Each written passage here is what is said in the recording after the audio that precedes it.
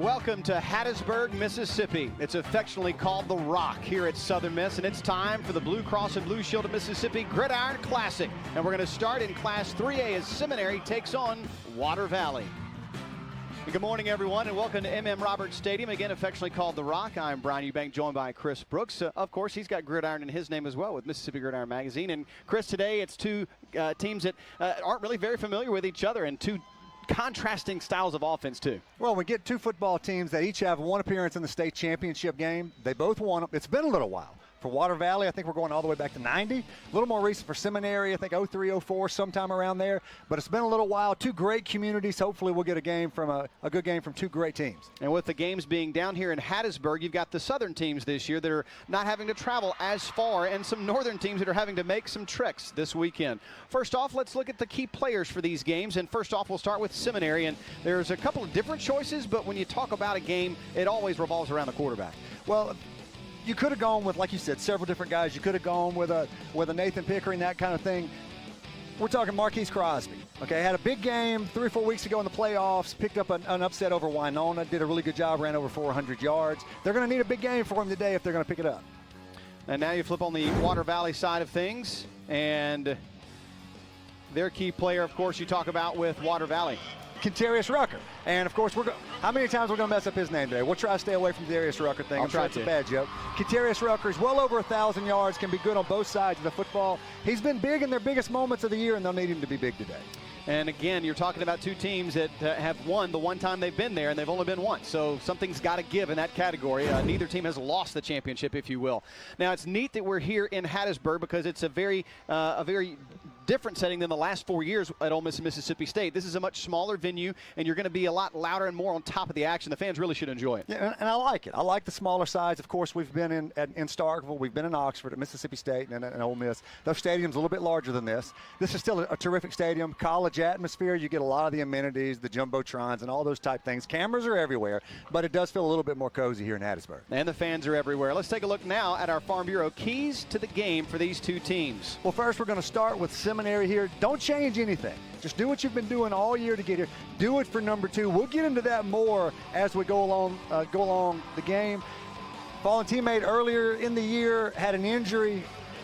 Been an inspiring story. We'll get into that a little bit later. But then Water Valley, the Blue Devils, play assignment football. Every man, do your job, basically, and they have to be good in all 3 phases. That's really true for both of these teams, special teams, offense, defense, and whoever does it best is going to come out a win. Well, we're just moments away from kickoff here in Hattisburg. We hope you'll stick around here on the NFHS Network for the Blue Cross and Blue Shield of Mississippi Gridiron Classic Class 3A State Championship.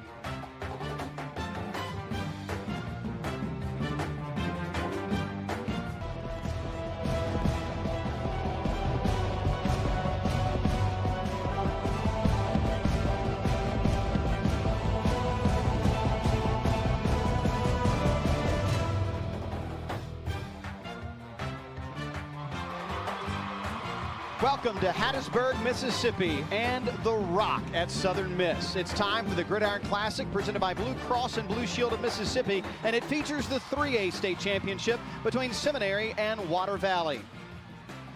Good morning, everyone. I'm Brian Eubank, joined by Chris Brooks here of Mississippi Gridiron Magazine, getting ready to get set for this very first of 6 state championships that will be played right here on this field as all of the scenes shift down here to Hattisburg for the first time. So always excited for this time of the year. The best couple of days that I get, I'm certainly looking forward to it, Brian. So you start off with the Class 3A state title game, and it features, again, Seminary and Water Valley, two very contrasting styles of offense. Well, you have two teams that, first of all, they haven't been here in a little while. Okay, and we do have the contrasting offenses. They both run the football. And I think one of the keys is definitely going to be running the football effectively for whoever's going to come out a winner. They haven't been here in a little while, so we'll see how they play early in this one.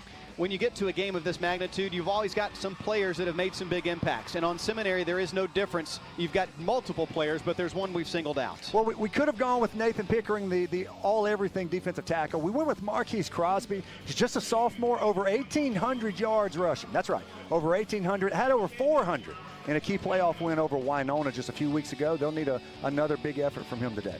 And I'm looking forward as well, talking more about Nathan Pickering as well. So on the Water Valley side, you've got, again, Brad Embry, who knows what he's doing when he's getting these guys ready to come to this game. An excitement level.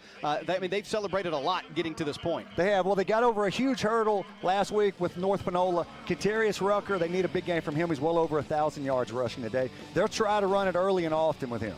He is more of the featured player for Water Valley, and that is again, Ketarius Rucker. And as we will probably struggle a little bit this time around with the name, and that is Ketarius Rucker. So, and I'll try not to call him Darius as many times as possible, but he is a senior, he is a stud, and he will be a key factor in this game. Yeah, there's no doubt. Not a huge guy, not the biggest guy in the world, plays so much bigger. Oh yeah, no doubt. So you get to this stage of the game, and you've got two different teams. So pressure, who's the pressure on right now? You know, I'm thinking about this last night, Brian. Like I mentioned, it's been a little bit since they've been here. Water Valley, this is a huge accomplishment to get here. It's been since 1990 they won a state title.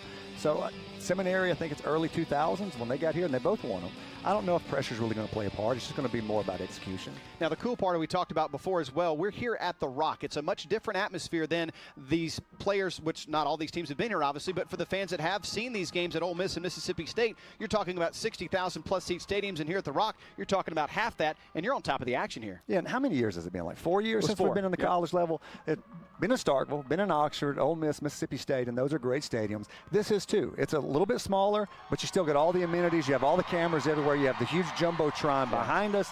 A little bit more of a cozy feel to it, more like a high school type feel, and hopefully everybody will enjoy it. I mean, literally, they're going to be right on top of these players watching this game tonight. And it's good for me, too, because my eyesight's failing at my old age. So now let's take a look at your keys of the game, brought to you in part by Farm Bureau. Our friends there proud to bring you these keys, and we'll start first with Seminary. And with Seminary, they've got a couple of different stories we'll talk about. That's Do It for number 2, but also starting at the very top. Well, you mentioned the Do It for number 2, and we'll get into more detail as we go with that. A teammate injured earlier in this year, senior captain. I want to hold some of that for a little bit later. Don't change anything. Seminary, do what you've been doing, especially late in the year to get here. And then with Water Valley, play assignment football. Do your job. The old New England Patriots, Bill Belichick thing. Just do your job and then be good in all three phases. Really, Brian, we can say that about both teams. Offense, defense, special teams, and whoever executes it the best is going to come out a winner today. Well, you said Bill Belichick. Neither of these two head coaches are anything like Bill Belichick as far as personality goes. No, yeah, they have it. That's the difference. They have a lot of it. That is very, very true. Well, we are pleased and privileged to be along the ride here on the NFHS Network. We hope you will stick around for the 3A state title game between Water Valley and Seminary. It all comes your way next from the Rock here in Hattisburg, all on the NFHS Network.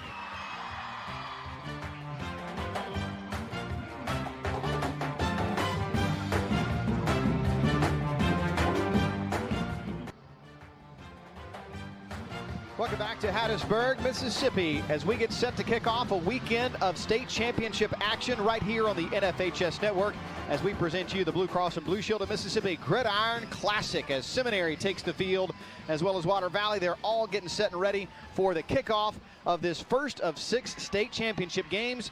And already from the looks of things, the fans are well represented for both sides. You know, impressive that for a 3A state championship game. I think the crowd here is impressive.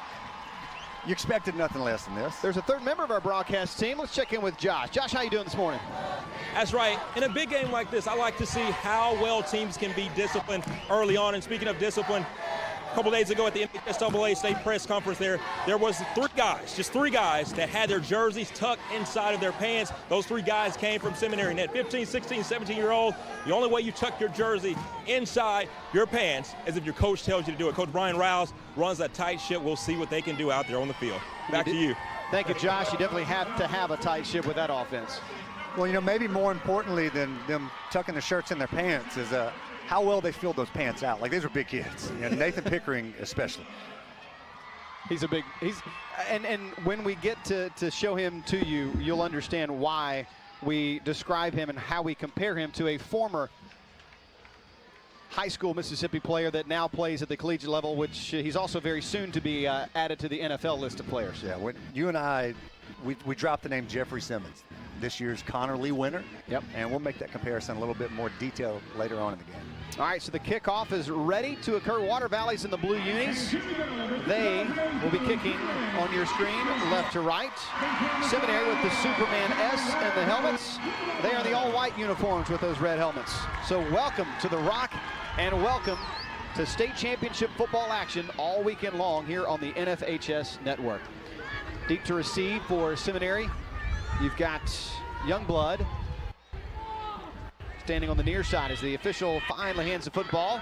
And we are just about set as Dre McCray will line it up and get ready to kick it away. A little bit after 11 a.m. on a Friday, last day of November. And a squib kick straight down the middle of the field. Scooped up on the run by Youngblood. He is dropped right as he crosses the 25-yard line. Special teams early, didn't let any containment there get away, and a good start for both sides as the 27-yard line is where Seminary will begin the opening possession. And just like when we were on the other college campuses, a big thanks to Southern Miss giving us access to the stats for the game. It is so helpful to have those. And here you see it for Seminary. Here's Jeff Miller handing it off. Early stages. Tough sledding on the left side, and a big stop by 3 or 4 on Jordan Barrett's first carry. Let me give you one name here for that Water Valley front. Big number 57, Marley Cook. Defensive tackle, he's 6'2", 260, 270, somewhere in that range. Kid is hard to move, can be a dominant player. Back to the line, Jeff Miller, at 6'1", 190-pound senior signal caller. Under center, tucks it into the gut. And there's our featured player, Marquise Crosby. And he is dropped quickly by Isaiah White. A gain to the 30-yard line, and it'll set up about 3rd and 7. And Brian, we'll set this up as we go along. Nathan Pickering, the most dominant individual player in this game. But this Water Valley defense collectively has been terrific all year. Has carried them this far. No question about it. So also, the turf monster has already shown and reared its ugly head. It is slick out there. It has rained. Rain has come through the area, so we'll see if footing is an issue. But the good news is grass and it being torn up will not be an issue today. And 3 and out goes Seminary as Antonio Mobley is dropped right at the 31-yard line. Javarius Benson on the stop. Yeah, big senior linebacker. He's 5'9", well over 200 pounds, around 215. Comes up with the open field tackle, one-on-one. You see it here. He squares him up in the hole, man. That is picture perfect. And he's not the only Blue Devil defender that's going to look like that today. They've had a great year on that side of the ball. Cameron Sanford also helping out on the stop. As now Seminary goes to that punting formation.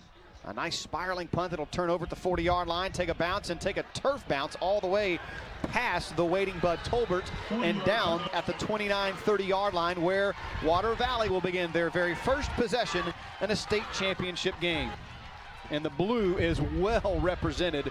It's a sea of blue on the home side.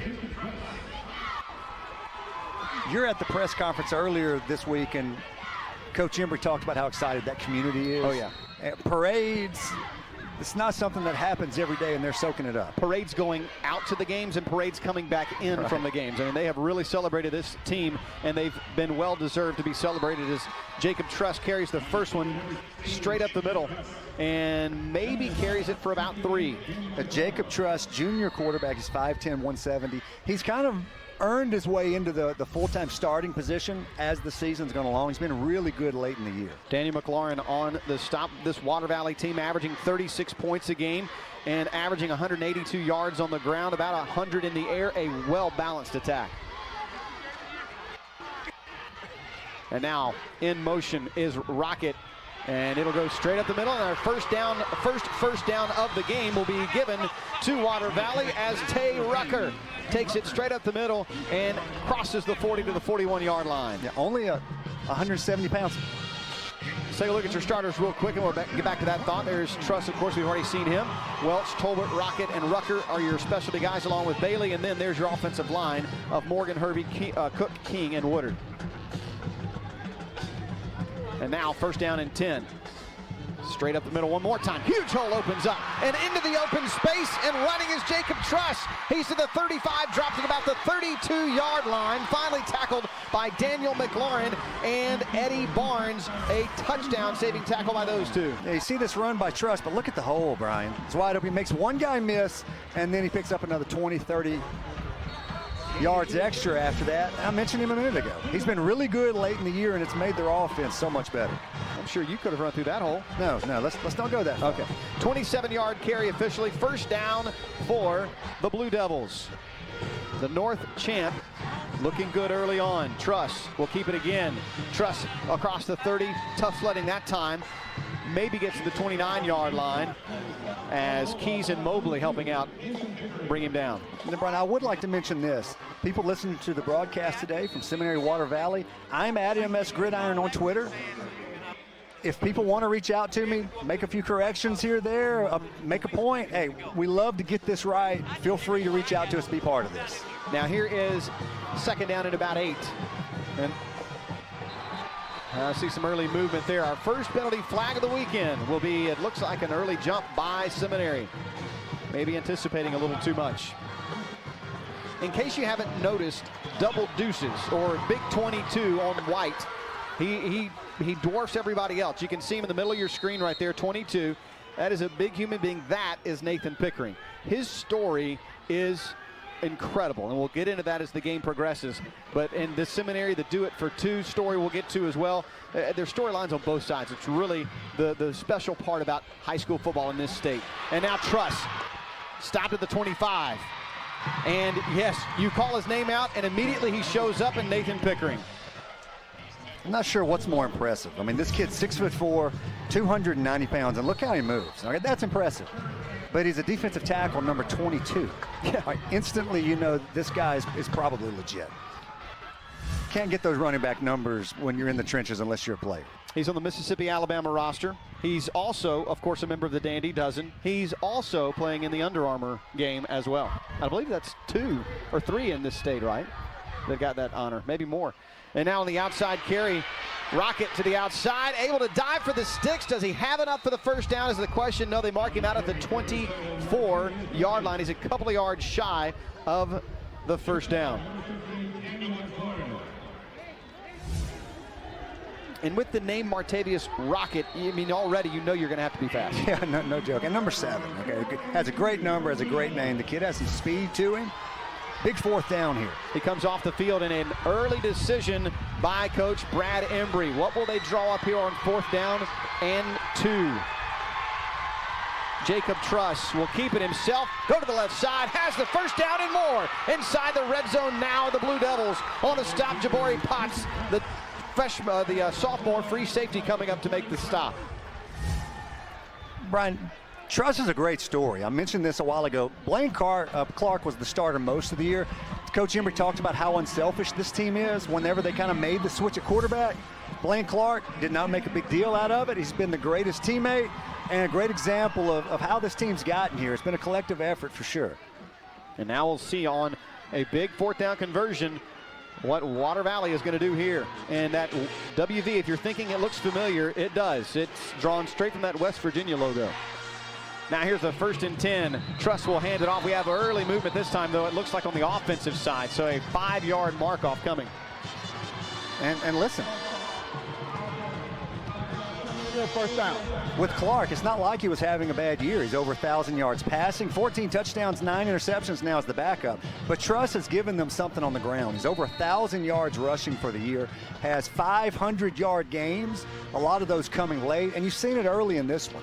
You know, he's able to affect these games and make a difference with his legs.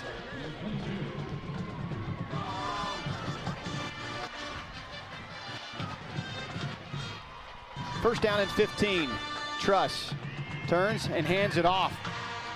Boy, just all kinds of tough sledding up the middle there. Again for Tay Rucker, as he is just really having a tough time up the middle. You see Nathan Pickering in the middle. It's obvious what Water Valley is going to do. The same thing everybody else is going to do. Run away from him and make sure 2 of your jersey colors is blocking number 22. Not a bad plan of attack. So Rucker stands now, he shifts over to the right side of Jacob Truss. That center's been busy already, and Ty Morgan. Here's Truss, swarmed and dropped. The first big stop by this Seminary defense, and in on the tackle, Caleb Hatton and Austin Keys. Yeah, Austin Keys, a 6'2", 205-pound linebacker. I want to say he's the one that filled that hole first. Let's check this out. He's number 8. Yep. And number 10's right there also, like you mentioned, Caleb Hatton, just a sophomore. So now it's 3rd down and very long, 3rd and 17. To get a first down, they need to get it all the way to the 7-yard line. So they don't have to get it all here, but they're going for it all here on the fade route to the end zone, and it is dropped in perfectly for a touchdown. Bud Tolbert and the Blue Devils are on the board on a pass from Jacob Truss. Truss drops it in perfectly for Tolbert. That's his 13th touchdown on the season. He's very much been a big play threat all year, averaging over 22 yards per reception. And he added to that with that. He threw that ball, and he was at the 12-yard line. He ran to it, did Bud Tolbert. Good connection between he and Jacob Truss. Junior to senior connection there. Now the extra point. These can be very important in state championship ball games, obviously any game, but boy, they're magnified in a game like this when you're talking about special teams. And it is up, and it is good for the Blue Devils. So a very impressive 10-play, 70-yard drive that consumes almost 5 minutes off the clock, and Water Valley is on the board first here on the NFHS Network.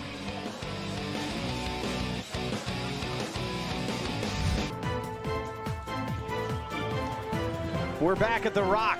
It's the home of the Southern Miss Golden Eagles, but for this weekend, it's home to the Gridiron Classic presented by Blue Cross and Blue Shield of Mississippi. Water Valley, a commanding 10-play, 70-yard drive. Again, that took almost 5 minutes off the clock in that possession. And now a kickoff down to the 15-yard line. On the return, Jabari Potts tries to get to the outside, and his Seminary's going to start at about the same spot they started their first drive, right across the 25. You know, we mentioned some of the keys to the game and players to watch, that sort of thing. We need to see Marquise Crosby here. You know, he's just a 10th grader. This is a young kid. Over 1,800 yards, like I mentioned. They beat an unbeaten Winona in the playoffs. Not to get here, they beat Jefferson Davis County last week, and we can get into that a little bit later. Twice. How big that is. Beat them twice. Beat them twice this year, that's right. But they need a couple of big plays from him. And oh, by the way, Jefferson Davis County, defending champs. Right. So on 1st down and 10, it is not who we had talked about in Marquise Crosby. It's Jordan Barrett again on the carry of about 1, maybe 2. And I'm hoping those numbers I gave you are accurate. Usually they are on Max Preps. Over 400 yards in that Winona game. That's crazy. But I said this earlier. Nathan Pickering is going to get all the headlines because how dominant he is individually for Seminary. This Water Valley defense may be the best in the North all season. On 2nd down. Oh, here he is, featured finally on a nice hesitation move on the outside. A nice open field tackle once again as well. Well, count the blue hats. I mean, there's 1, 2, 3, 4, 5, 6 all around the ball carrier. There's not one guy, like I said, for this Water Valley defense. It's a bunch of them. He makes one person miss. But then there's another teammate right there to take up the slack. That's number 99, Isaiah White, 6 foot, 180-pound senior that finishes him off. And Colby Coleman almost he almost got ahead of his lead blocker there, his pulling guard, and didn't, almost ran past him. And now a nice underneath handoff goes to Mobley, and that'll be a carry that'll bring up another 4th down. The Seminary Bulldogs, by the way, the Blue Cross and Blue Shield of Mississippi starting offense officially to start this game were Jordan Barrett, Marquise Crosby, Jaron Johnson, Antonio Mobley, your skill guys. Jeff Miller, of course, the quarterback. Walters, Guidry, Coleman, Smith, Barnes, and Gilmore across that offensive line. Now another punt. 3 and out again goes Seminary, as Water Valley will get the ball back after their initial opening touchdown drive. Not as much pressure offered by Water Valley on that punt. They wanted to provide a return this time for Bud Tolbert. Tolbert's got room at the 45, now at the 50. Can't escape the grasp, though. A good stop by Caleb Hatton.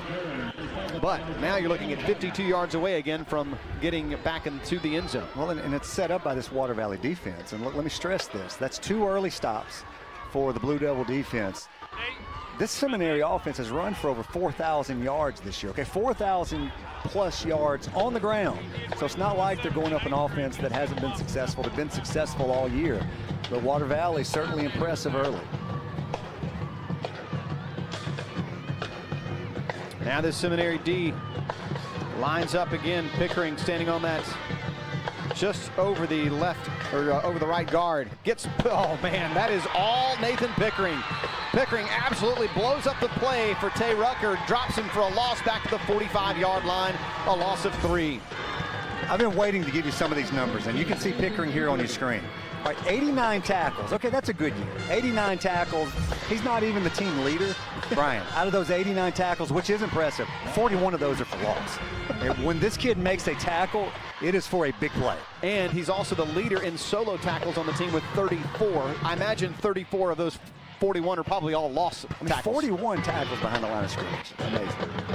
Now on a quarterback delay, it is a nice carry. One more time. Looked like Truss got hit hard there by Mobley. Oh, and it was dropped as well. Yeah, it looked like it. Didn't see who got a hand on it. Certainly did. What numbers that for his credit? It was Mobley that got the hit, but I don't know who recovered. It happened so quickly. So Truss now will face 3rd and long again, as they had back, remember, for the touchdown pass. We're a little farther than this, but so this is manageable. 3rd and 10. Truss will go back to the air on the passing down, go back to his target, and just overshoots Bud Tolbert. So a good hold by the Seminary defense on a 3 and out, and Water Valley now will have to punt it back. Yeah, I think Tolbert would like that back. Stopped a little bit short. I think if he runs through that ball, it probably drops right in his hands. That's a really good throw from his quarterback. Almost December, and you got to wonder how much, too, this warm temperatures. You get a great look here coming right at you, just over his outstretched hand. It's a little outside, so it's not perfectly thrown. How much do you think heat and humidity will play a factor here today if Jabari Potts stands back to receive? I mean, for us up here or for them, both. I might need some mustard for cramping. Now the fair catch signal by Jabari Potts, and he secures it at the 16-yard line. A good decision there, because they could have been inside their 10 had he let it bounce. Well, and if people are wondering whether it's overcast, it is terrific. It is. It's a little humid. 70, right around 73-ish, so not terrible. There's a breeze floating in here, but you are right with the humidity. And we've run into that in some of these earlier playoff games this year, especially with this artificial surface. You don't think about it. You assume that the conditions are absolutely perfect, but it can get a little bit wet. And you're going to see a couple of kids here or there, you know, maybe bad foot placement, foot comes out from under. Now a handoff, finally back in there with a carry is Marquise Crosby. Crosby crosses the 20, and then he's dropped at about the 21. So a nice gain, probably the biggest gain they've had today on the ground, and best play of about 5 or 6. Well, like I mentioned before, before the Water Valley defense held them last series, they've run the football all year. So just because they've had a couple of early drives without success, these guys, Coach Riles, they're going to continue to pound the football. Micah Hervey on the stop for Water Valley. Seminary trying to get on the scoreboard here the first time, or at least get a drive put together, because so far they've had 2 drives. Both have been 3 and outs, and now they're looking at 3rd and long again after that run by Jordan Barrett was stopped quickly by Nate Murphy. Well, just to give you an idea, leading tacklers for this Water Valley defense, you're looking here at number 11. Senior linebacker, Javeri Spencer, 151. Here's 113 from Burris, from Murphy, 97, 88 from Isaiah White. I mean, and you can go on down that list, 79, 75, 72. There hasn't been one guy all year. It's been a bunch of them. So 3rd down, can finally Seminary break through with a conversion? They go to the air, and it is an overthrown ball, and intercepted at the 41-yard line, then fumbled. Picked up again by Hervey, and he's to the 25, to the 20, 15, inside the 10-yard line. What a play by Water Valley on the interception and the scoop and run, almost in for a touchdown. How about that? Talking about big plays early in this one. We're still here in the first quarter, 6 seconds to play. That ball just hung up in the air. And again, that's not something Seminary does a ton of. Ball hangs up in the air. See the drop back. There's some pressure on him, and he's not able to step into the throw. It is a little windy out there. We've mentioned that. The ball ends up hanging up in the air. You got to wonder, was his wrist down when he was on the ground? Did his arm go down there before he fumbled it? Hard to tell. especially in real time. Just a heads-up play by DeMicah Hervey, picking up that loose football and running with it.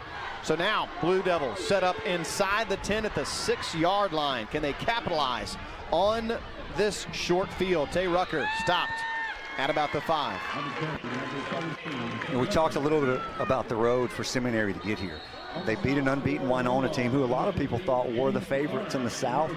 Picked up a win over them. Jefferson Davis County last week defending state champs to get here. One quarter is in the books. Quarter 2's coming up next in the Blue Cross and Blue Shield of Mississippi Gridiron Classic. Welcome back to Hattisburg and The Rock. Let's check in with Josh Jackson. Lots to be made about Nathan Pickering for Seminary. Everything, obviously a Mississippi State commit. But also don't sleep on that Water Valley defense coming into this game, giving up just 14 points of contest that you see already. 2 3-and-out drives, as well as a turnover. Back to you. No doubt, Josh, and also, boy, they scored 31 points game. Can they go ahead and tack on a score here and take advantage of the short field? And there's 5 yards that'll be marked off on some miscommunication, and that'll drive a coach crazy after that amount of time that between plays that you can't get the snap count right. And how about Josh Jackson part of this broadcast? Oh, it's fantastic. You know it's a big game when we pull out the big guns. I'm telling you, big gun, Josh. I'm really not supposed to be in this group. I somehow landed, and I'm appreciative of the assignment. Well, look. I'll just tell y'all this, that Josh is an unbelievable guy. He does a terrific job in the metro area. I'm happy he's part of this. So now back it up to the 10-ish, about 10.5-yard line. We'll call it the 10. Still looking at second down and goal here for Water Valley. Play clocks are in effect here in each end zone, so players can see those and access those. Not have to worry about the official raising his hand as you do in some places. Nice open field that's closed quickly down at the 5-yard line. And a good run by Tay Rucker. Trying to see who that was. I believe Ryan Smith was one of the early arrivers, and Daniel McLaurin. Let me give you some early numbers from the first quarter. Total offense, it's not a surprise. Water Valley, 72 yards of total offense, just 16 for Seminary. They've had a hard time staying on the field. And 14 plays to 9. That's 3 3-and-outs, what you've seen so far for Seminary. And one of those 3-and-outs was a third down interception that set this drive up for Water Valley. And the turf monster grabs Jacob again and drops him at about the 5, maybe the 4, but Truss lost his footing on the way to the end zone. Yeah, and I hate it when I do this. You know, analysts, they make up, and I say analysts loosely, they make up words. I mentioned foot placement a while ago. We're going to go with that for the rest of the day, though. I like it. I like it. Oh, and it's a reverse, wide open for the touchdown. Jacob Truss on the pass from Rocket, Martavius Rocket. Boy, that play almost got blown up in the backfield, but somehow Rocket stayed with it and fired it. He could have run it in, too. That's the Super Bowl play. I mean, everybody's running this play. Have you ever seen anybody run that and it's not wide open? All right, just run it every day, or every play, rather. Little reverse handoff there. It was perfectly read. I think that was Ryan Smith. I couldn't get quite the number, but wow, perfectly executed. And now for the extra point to make it 14-0. The kick is on the way by Surratt, and it is up and it is good. It's perfect. 14-0 on a very quick possession that time by Water Valley. It all started after a nice interception return of about 39, 40 yards after the fumble after the interception, and set up a very short field of 7 yards, and Water Valley capitalizes. 2-touchdown lead for Water Valley. Seminary, I think one of the keys I believe we said that they needed just to do what they do. It's still early. It's still early in this game. You see here, yeah, that's the Super Bowl play. Who's the quarterback of the Eagles that's on the receiving end of that? Back up last year, and I'm drawing a blank. Yeah, I got nothing. Set you up. So I tried to set you up to bail me out on it. And I don't watch a lot of NFL football. I don't have time. Well, I do for fantasy. I don't do fantasy. I gave that up a couple years ago. That takes up way too much time. It'll hit me in a minute. Somebody send me the quarterback. Adam S. Gridiron on Twitter. Look at him. He's begging now. That kickoff goes down to the 20-yard line and looking for a far side return and finding a brief amount of running room there for Jabori Potts. He'll get it to about the 33, 34-yard line. And that'll be the best starting field position for the Bulldogs. You know, Brian, I did not set this up well enough early in the game. Crosby's over 1,800 yards, over 1,900 now. You know, Barrett over 1,200 for the year. 13 touchdowns, Crosby with the 24. they're going to have to run the football today if they're going to be successful.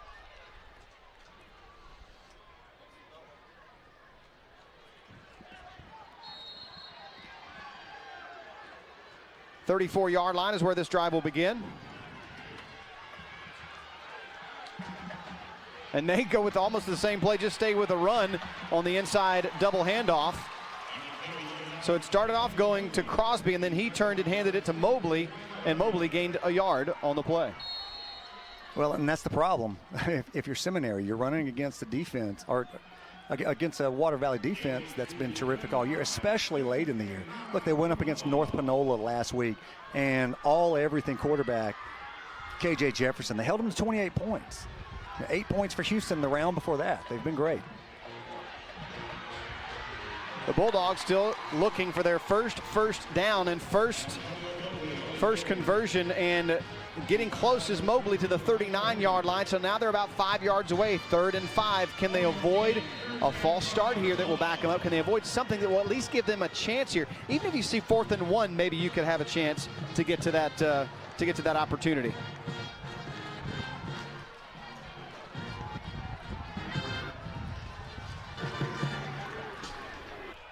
Now to the outside, it is Crosby. Crosby's got the first down and more. He's into Water Valley territory at the 45-yard line. First down, Bulldogs. Yeah, there you go. That's the first time Crosby really had anywhere to run. You see some really good blocking up front. Number 55 pulling out front, leading the way, and finally. Don't forget downfield blocking there by Juwan Ross, the junior wide receiver. Those are often overlooked and forgotten about because it's just a downfield block, but he did a great job of holding it out there and not picking up a penalty. Well, in 55, Colby Coleman. Let's give a little credit there, some of the offensive linemen. And now the pass to the far side, looking for room is Johnson, and Jaron Johnson tackled out of bounds by Cedric White. Now looking for another, and they do. They move the chains again. Look at that, back-to-back almost first downs there. There you go. Hey, a little bit of momentum, some high fives, maybe players loosening up. And you mentioned this earlier. You don't know who's going to feel the pressure. And maybe it's Seminary earlier in this one, but finally loosening up.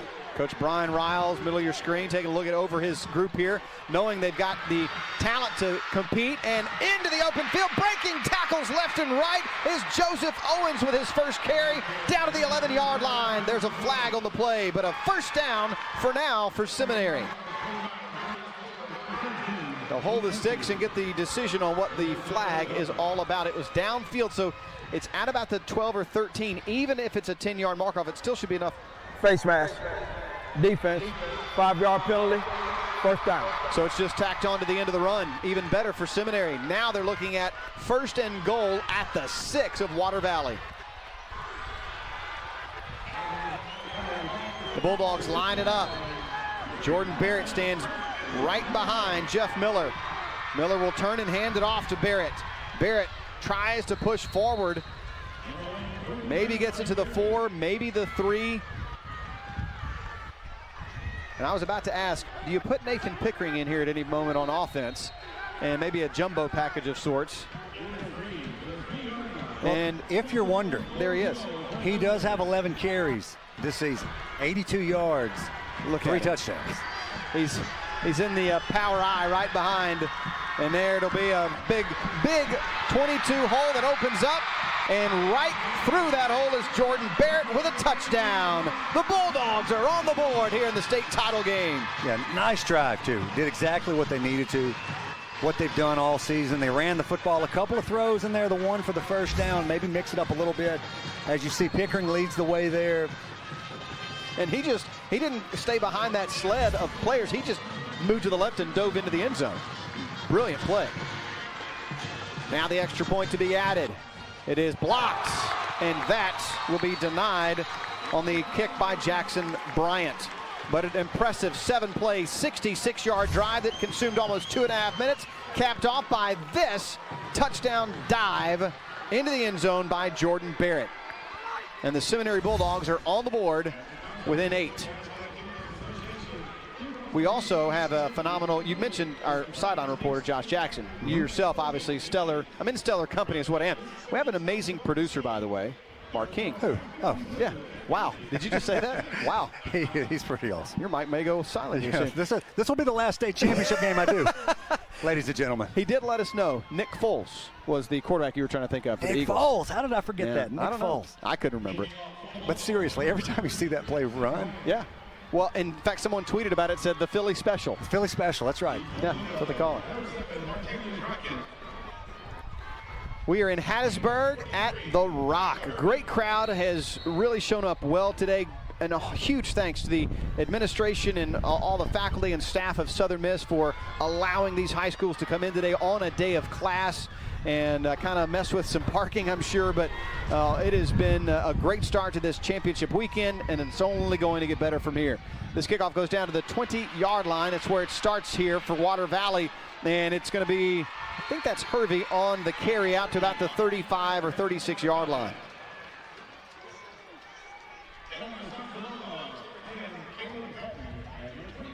Caleb Hatton in on the stop, and it is now 1st and 10 for Water Valley. So after their first punt moments ago, which set up, again, the drive there by Seminary, will they have now a chance here to do something with it? And maybe get back a 2-score advantage. Just a chess match here in the first half. Then you get to find out who's the better coach at halftime adjustments.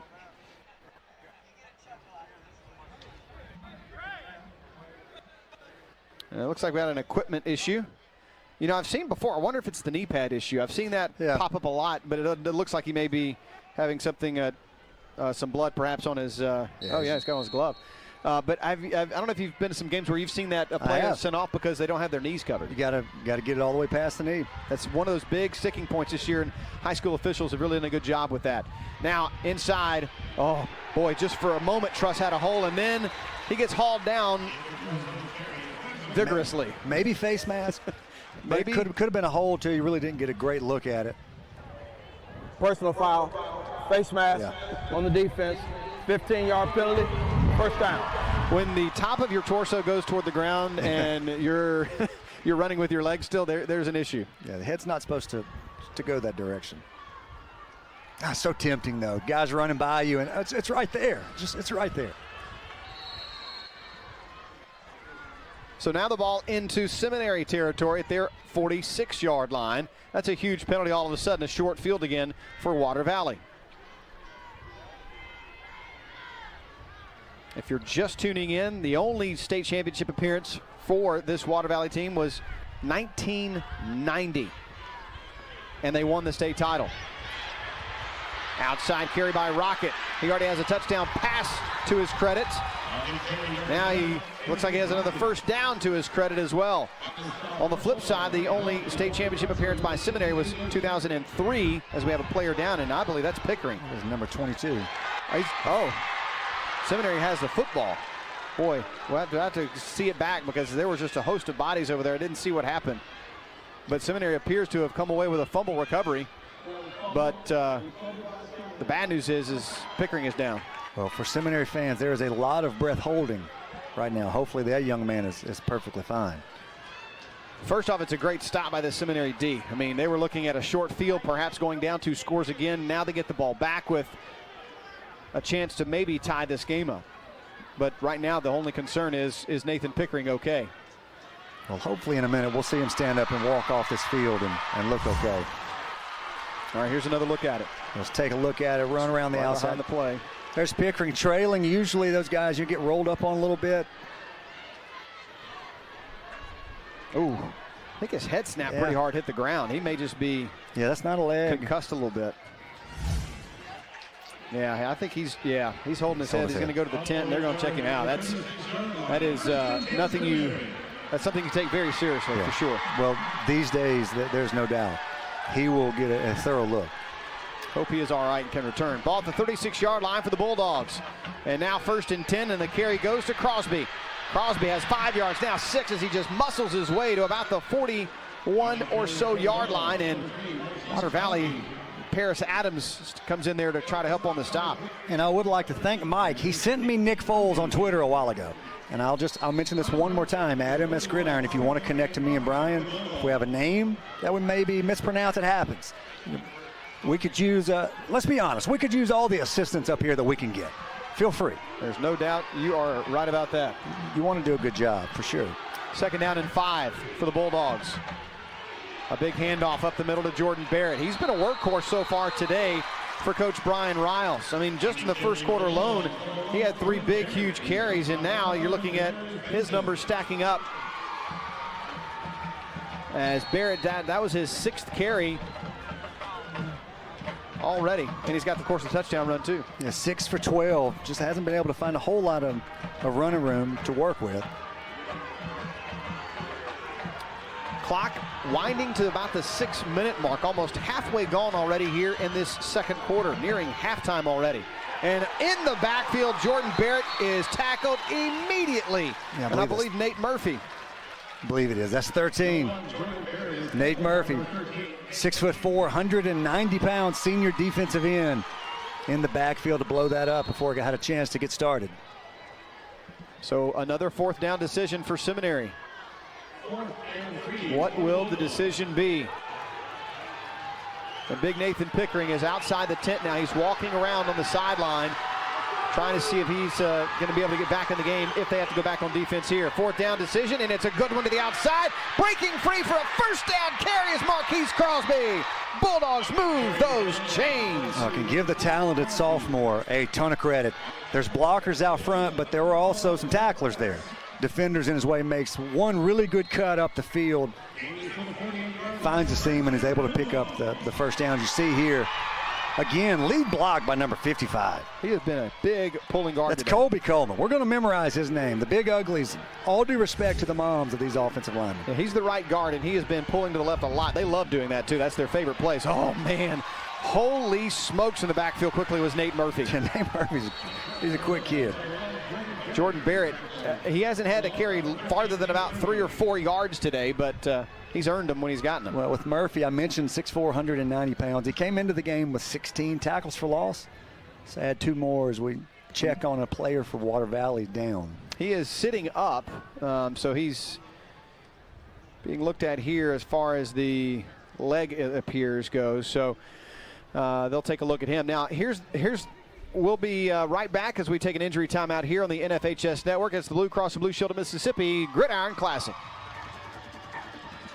Welcome back to Hattisburg, and we talked about storylines in these ball games, and you've seen some signs around talking about doing it for number 2, and Dalvin Martin is that number 2. Josh Jackson has that story.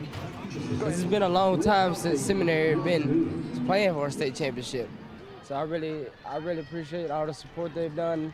Like almost the whole team came to the hospital. And as we walk, a lot of people were saying, do it for 2, do it for 2. What is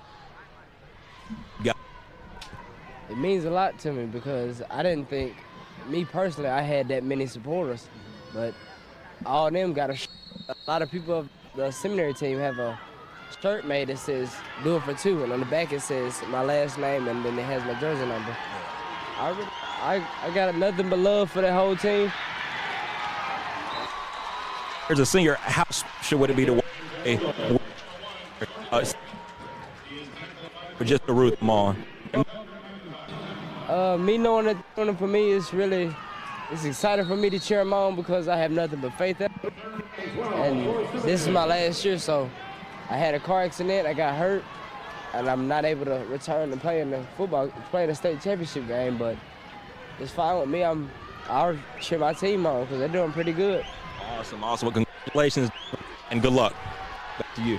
Thank you, Josh. Yes, Dalvin Martin, what a story. He was on his way to football practice when he was involved in the car accident, and multiple fractures and breaks and whatnot, even an aorta issue as well that was kind of severed. And so just a tough story, but boy, the way this team rallied behind him and this community rallied behind him has been something to watch. Yeah, and to that kid personally and to his parents, I mean, be proud. You heard some of his comments there and how he's been able to handle it. Tough situation. Can't imagine sitting watching this game and everything that kid's going through. But this is legit. He has been an inspiration to this team.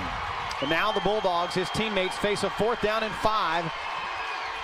And they would love to convert. They've been going to Crosby on 4th downs, but this time the Water Valley defense rises up and drops him at the point of attack at about the 47-yard line, and a little land shark even thrown up there by Nate Murphy. Yeah, little land shark. Nate Murphy's been everywhere in the first half of this, and I believe that's 3 tackles behind the line of scrimmage on top of the 16 that he had coming into it. He has not been a one-man show, but he's been a difference maker. Darius Tolbert had a little bit of an assist at the end, but that was all Nate Murphy. Oh, well, look, when you see the tackle, the running back going down, I mean, go get that half tackle. I mean, jump on the pile, get the half. Packer. Get the half. Stat grabber, I should say. Or stat stuffer, however you want to say it. Get those numbers built up. Now, Water Valley goes back to work after a turnover a little bit ago. Turned into a Seminary drive that stalls out on the 4th down. And Tay Rucker is maybe a yard better now. And if I have time, we'll go back to Dalvin Martin here in just a second. Something I read up on about him last night. A dream that Nathan Pickering had about him. It. That was fantastic. And, you know, it played itself out last week in the South State Championship, something they said in the locker room. Very close. To get the kids fired up. Really a great story. And now Water Valley, 2nd and 9. Nice spin move. Jacob Truss, though, nowhere to go. And we had failed to mention, you see him on your screen there, Pickering is back in the ball game after that blow he took. It looked like a little bit of a bounce to the head on the turf here at the Rock. But back to Martin. He was a senior captain. He's a fullback. He played earlier in the year. But Nathan Pickering had a dream that they would get to the South State Championship and they would win it because of something inspirational that Dalvin said, and it happened like that. They needed to pick me up at the half. He goes in there. He basically tells them to whip tail. Yep. And that's exactly what they did. Well, and the cool part of that story is we look at 3rd down here, and right over the middle, what a catch and what a collision as Bailey made the catch and Potts delivered the hit. But give credit to Devontre Bailey, the senior, for holding on to the football. Yeah, how about this? Senior number 24, ooh, he gets popped, but look, you have to pop back up. Did you see who was in the face there? In the absolute face of Jacob Truss. 22. Yeah, big guy. Big play. Pickering back in there. 1st and 10. As Water Valley tries to reclaim their 2-score advantage right before the half. Just over 90 seconds to go until halftime as Truss is wrapped up and dropped by Antonio Mobley. But back to that story real quick as well, one more time. I know we're spending a lot of time on it. That's fine. But look, that kid's deserved. No doubt about it.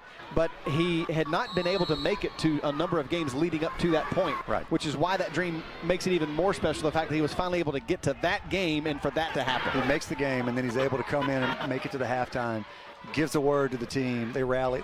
And we maybe haven't made enough of this. Beating Jefferson Davis County is a big, big deal. Of course, that's Bassfield, Prentice together.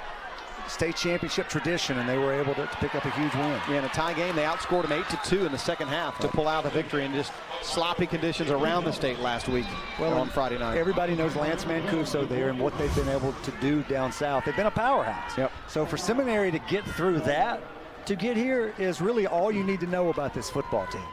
A Jacob-to-Jacob connection on that last play. It was Welch receiving the pass of Truss. And now 3rd down, timeout was called by the Blue Devils. The first timeout of the game that has been called in this first half. Trying to stop the clock and conserve what's left here on 3rd and about 4 to go. You know, and then on the flip side of that, Brian, I mentioned North Panola. You know, me included, a lot of media people and coaches around the state, they thought North Panola was the team to beat. And they probably were. And they were. And they beat Water Valley in the regular season. And that was the nemesis. You know, that was the team that was standing between Water Valley and the state championship appearance. Their kryptonite. Their Superman logo. That's true. You're next level. Like, you're ahead of me, though. I can't pick up that stuff from you. I'm not talented enough. And I think you're doing it on purpose. You're trying to make me look bad. I know what you're doing. But they finally get a huge win over North Panola last week. I mentioned KJ Jefferson, their Arkansas commit at quarterback.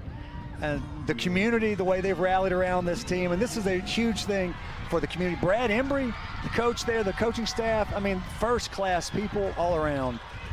And I know they're enjoying today, not just the players and the coaches, but everybody involved. This is a big play on both sides for the Seminary defense, trying to keep this a 1-score game at the break, and for Water Valley to try to really put a strangle, a little hitch and go here. Pump fake down to the far corner, and it is again another catch and another touchdown for Bud Tolbert. yards. This one from 34 yards out, and Water Valley's back on the board. Touchdown, Blue Devils. Well, you're getting an idea how Bud Tolbert has been such a big play threat all year for this Water Valley offense. He's 6'3". Okay, this is a long, lanky athlete. You see the pump fake there from Truss. He just hangs it up. And when you have a receiver like that, sometimes that's all you have to do. The back shoulder fake. Just throw it up. Give your guy a chance to make a play. And more times than not this year, Tolbert's made it. Surratt trying to go 3 for 3 in extra points on the day as he kicks it toward the athletic center and towards the Jumbotron. Oh, mercy. Almost got in there for the block, did Eddie Barnes, but 3 for 3 on extra points. One more look at it again. You see Truss with the pump fake. He throws it up. Not up for grabs. You mentioned the back shoulder. That's so hard to defend. Mobley and Hatton were there, but again, underthrown in a drive of 6 plays, consuming 2:30 off the clock and 53 yards. And, well, Water Valley takes advantage. Of course, when you come to the sideline, you tell the coach, look, I saw it. The back shoulder was open. Like, I did not underthrow it. I saw it, threw it behind him a little bit. That was obviously intentional. Intentional or not, if you're a defensive back, that has to be so frustrating because you're running stride for stride and you can't see the ball. Receivers looking back, it's so hard to defend that.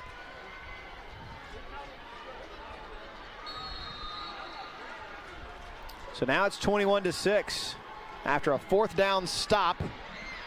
Water Valley takes it right into the end zone, and oh goodness, that looked like a teammate collision, a little friendly fire tackle that time on special teams. As Jabori Potts ran into his teammate there, it appeared. So now you have 37 seconds left. You're at the 32-yard line. You got all 3 timeouts left. Problem, though, is your offense is not one of those quick strike, long pass type offenses with your Seminary, but if you can get somehow Marquise Crosby in the open around the outside and give him some running room, he can make a big play. Yeah, their big plays have been on the ground, but Miller has put the ball up 120 times this year. He's completed 40, 7 touchdowns. See what they do here. Looks quickly to the far side. A little underneath route by Jaron Johnson, and he gets maybe to the 37, and a timeout is called after a gain of about 5. Seminary burns the first of their 3 timeouts. You're trying to add points here, Brian, but at the same time, right, it's still the first half. You're 2 scores down. You don't want to make a mistake here that's going to make coming back in the second half that much harder. Make a mistake doing something that you really don't do very well and you haven't done all year. So, if you go into the half down 21-6, you take it. Well, and remember, Water Valley gets the ball to start the second half, so you're trying to kind of somewhat, quote-unquote, hold serve here, or maybe not hold serve, but at least try to get back on serve almost, even though Water Valley will have the first possession of the second half and could go up 3 scores if you're not careful. So Seminary, 2nd down and 5. Jeff Miller, a senior signal caller, looks near side, fires another high lofted pass, and it's going to sail out of bounds, intended for Crosby. 3rd and 5. Again, kind of takes them out of what they want to do. Yeah. Miller, obviously, your left-handed quarterback here. The few times he's dropped back, he's been under pressure.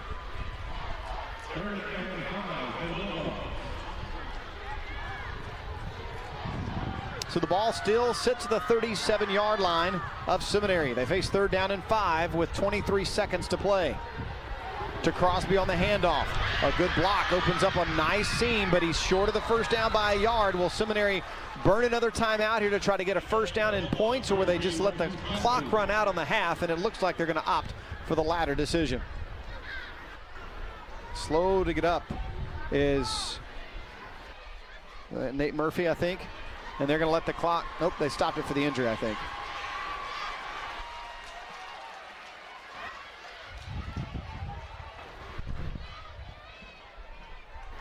Or did they call timeout? Oh, they did. They stopped it as a first down. They marked him at the 42. So a first down play, but Seminary, okay, they do now finally call timeout. So they now still have 1 timeout left, but with 6 seconds left, really, they only got about 1 play left. It'd be hard to get well, I guess you get a little bit of yardage before you went out of bounds. Well, realistically here, down 21-6. I mean, you're in the game. There's a lot of game left. You have a whole half to work with here. And go back to what I said. You just don't want to make a mistake here and give up a silly score somehow like that in the final 6 seconds when you come out second half. Get a stop on after the kickoff on that opening Water Valley possession and regroup and get something going offensively.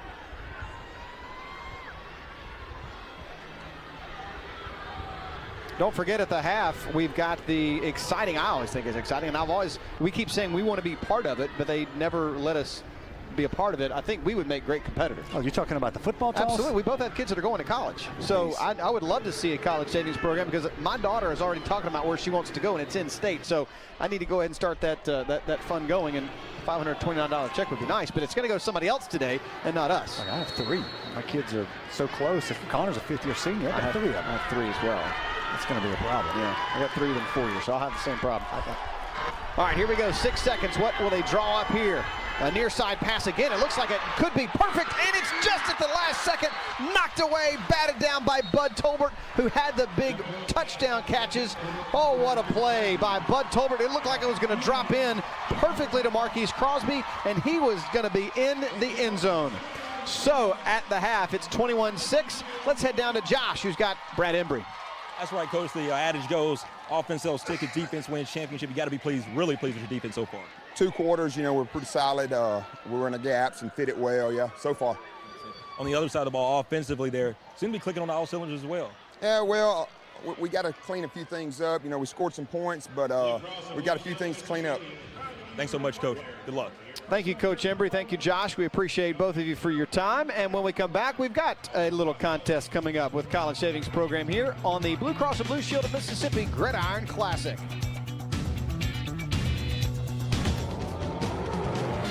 Big thanks to the Seminary Band. An awesome job by those young men and women. And we are live at the half here at the Rock. And man, oh man, it is turning into a beautiful afternoon. The clouds are really picking up and the overcast and the breeze is blowing out here. It's nice. Can we do the game from right here? It feels great. You and I just talking about that before we come back from the break. I mean, it couldn't be any better. I know. And so at halftime, we get to take a look back at some stats and highlights from the first half. So we're going to start that right now, I think with a little package that we can throw up there for you. So let's take a look at that right now on your first half highlights, brought to you by the State College Savings Program of Mississippi. Yeah, that was early in this one. Nathan Pickering making his presence felt early, and we expected that. And maybe we'll see a little bit more in the second half. He's such a big kid. You see how he moves. You shouldn't move like that at 280 pounds at the age of 18. But you see Truss here, throws a perfect ball in the end zone. Tolbert, one of his, 2 touchdowns in the first half?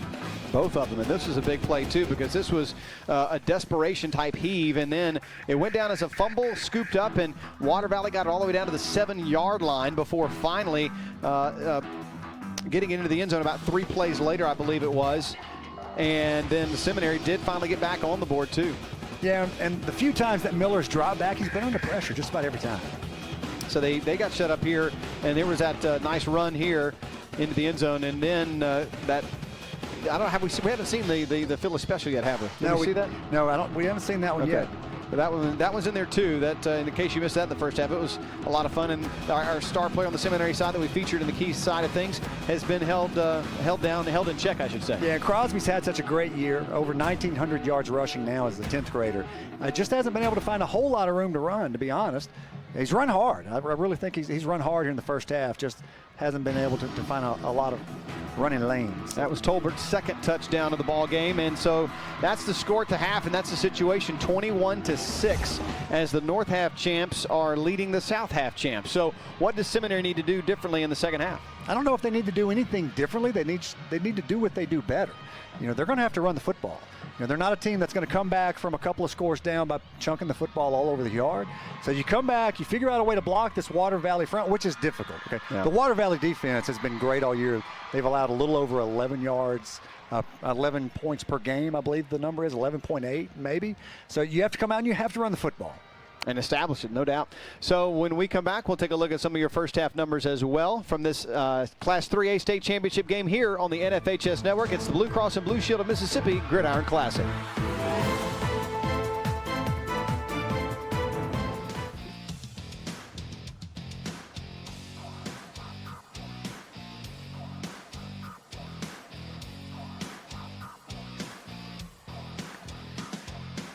Welcome back to M.M. Roberts Stadium. It's affectionately called The Rock. That was a Seminary band as the Water Valley band gets set to get things set up and get going. We'll share some of their talent with you in just a little bit. But the cool thing is there's a little thing. It's one of my favorite things. I'm a stat freak. I love the numbers. Any coach I've ever talked to, that's my first thing. I say, hey, I love numbers. And so some coaches do, some coaches don't care as much about them. But our friends at C-Spire actually are sponsoring our halftime stats. So let's take a look at some of those right now. And then we'll also look at some individuals that we have as well on hand. But let's take a look at the overall picture from our first half of stats. Well, you look at the rushing yards here. Water Valley 64. Seminary's run the football okay. The 89 yards. Honestly, the total offense not as out of kilter as you would expect from the 21-6 score. Of course, turnovers, such a crucial stat here in the first half. 3 for Water Valley. Seminary with 3. That's backwards. Where's that right? Is what? The 3 fumbles. I don't know. Yes. Well, because you had I don't know. Anyway, we're going to double check that. We'll double check that. The 147 yards of total offense from Water Valley, 104 from Seminary. That rushing number for Seminary to win this thing, it's going to have to be approaching 300 yards. So you're looking for a 200-plus yard second half if they're going to get back in. Is that something, do you think, that is doable? Is that something that in 2 quarters of action that is conceivable to happen? Yeah, but let's go back to the fumbles real quick. It is 3 for Water Valley. They only lost 1. They lost 1 of those here in the first half, but they did put it on the floor 3 times. I wanted to be sure on that. Okay, so 3 fumbles, but only 1 of those they've given up. Now, is it doable? We're talking about the Water Valley defense. That's the problem here. There's the personnel on the Seminary side of this to pull that off for sure, but Water Valley hasn't allowed anybody to do that to them all year. So storyline real quick before we listen to a little bit of the Water Valley band. Who are you most surprised storyline with on each side? That maybe didn't meet your expectation or maybe exceeded it? Maybe Nathan Pickering a little bit, but maybe we shouldn't be surprised by that because he's getting double, triple teamed every play. Yeah. I mean, you're not going to let that kid beat you. Yeah. And so that on that side of it, maybe a little bit. I am very impressed with how this Water Valley quarterback's played. Yeah, and Truss has been amazing. I read late in the year he was really good. He was a difference maker for this offense, and you can certainly see that in the first half. Well, Nathan Pickering also took a pretty hard shot to the head, and I don't think that really affected his play when he did finally come back on the field. We'll see in the second half if that does play a factor. But for now, the cool thing is these bands have put in a lot of hard work this year, so we want to let you enjoy some of the Water Valley Marching Band.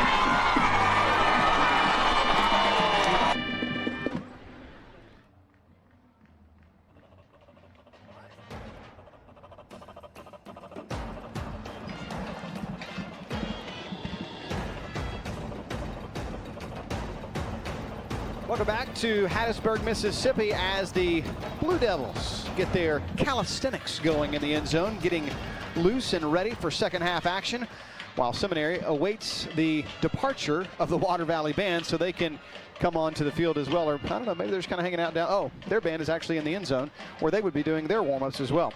So it is a weekend of football. The cool thing is this is game 1. There are 5 more football games to go. Up next today, you've got 1A coming up in the afternoon, 3 o'clock game time slot, and then tonight at 7. Probably, wouldn't you think, with it being Oak Grove, probably the biggest crowd we'll see all weekend with 6A championship Oak Grove and Horn Lake. Yeah, I mean, we'll have a big one for that one. I'm looking at the proximity there. The Oak Grove's right here in the backyard. We're going to get a lot from West Jones, too. That's true. I've been to both of those facilities at Oak Grove and West Jones. Of course, West Jones, West Point in the 5A game tomorrow night.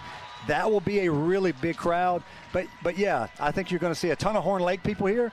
It's a long drive, but for that community to get here is such a big deal.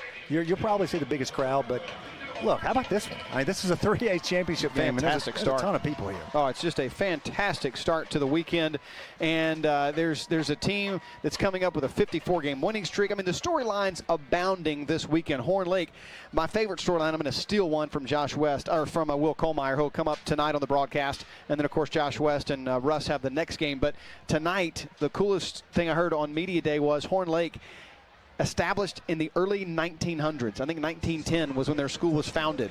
He said, the coach got up there and said, we have a total of 5 playoff wins in our school's history. 3 of them are this year.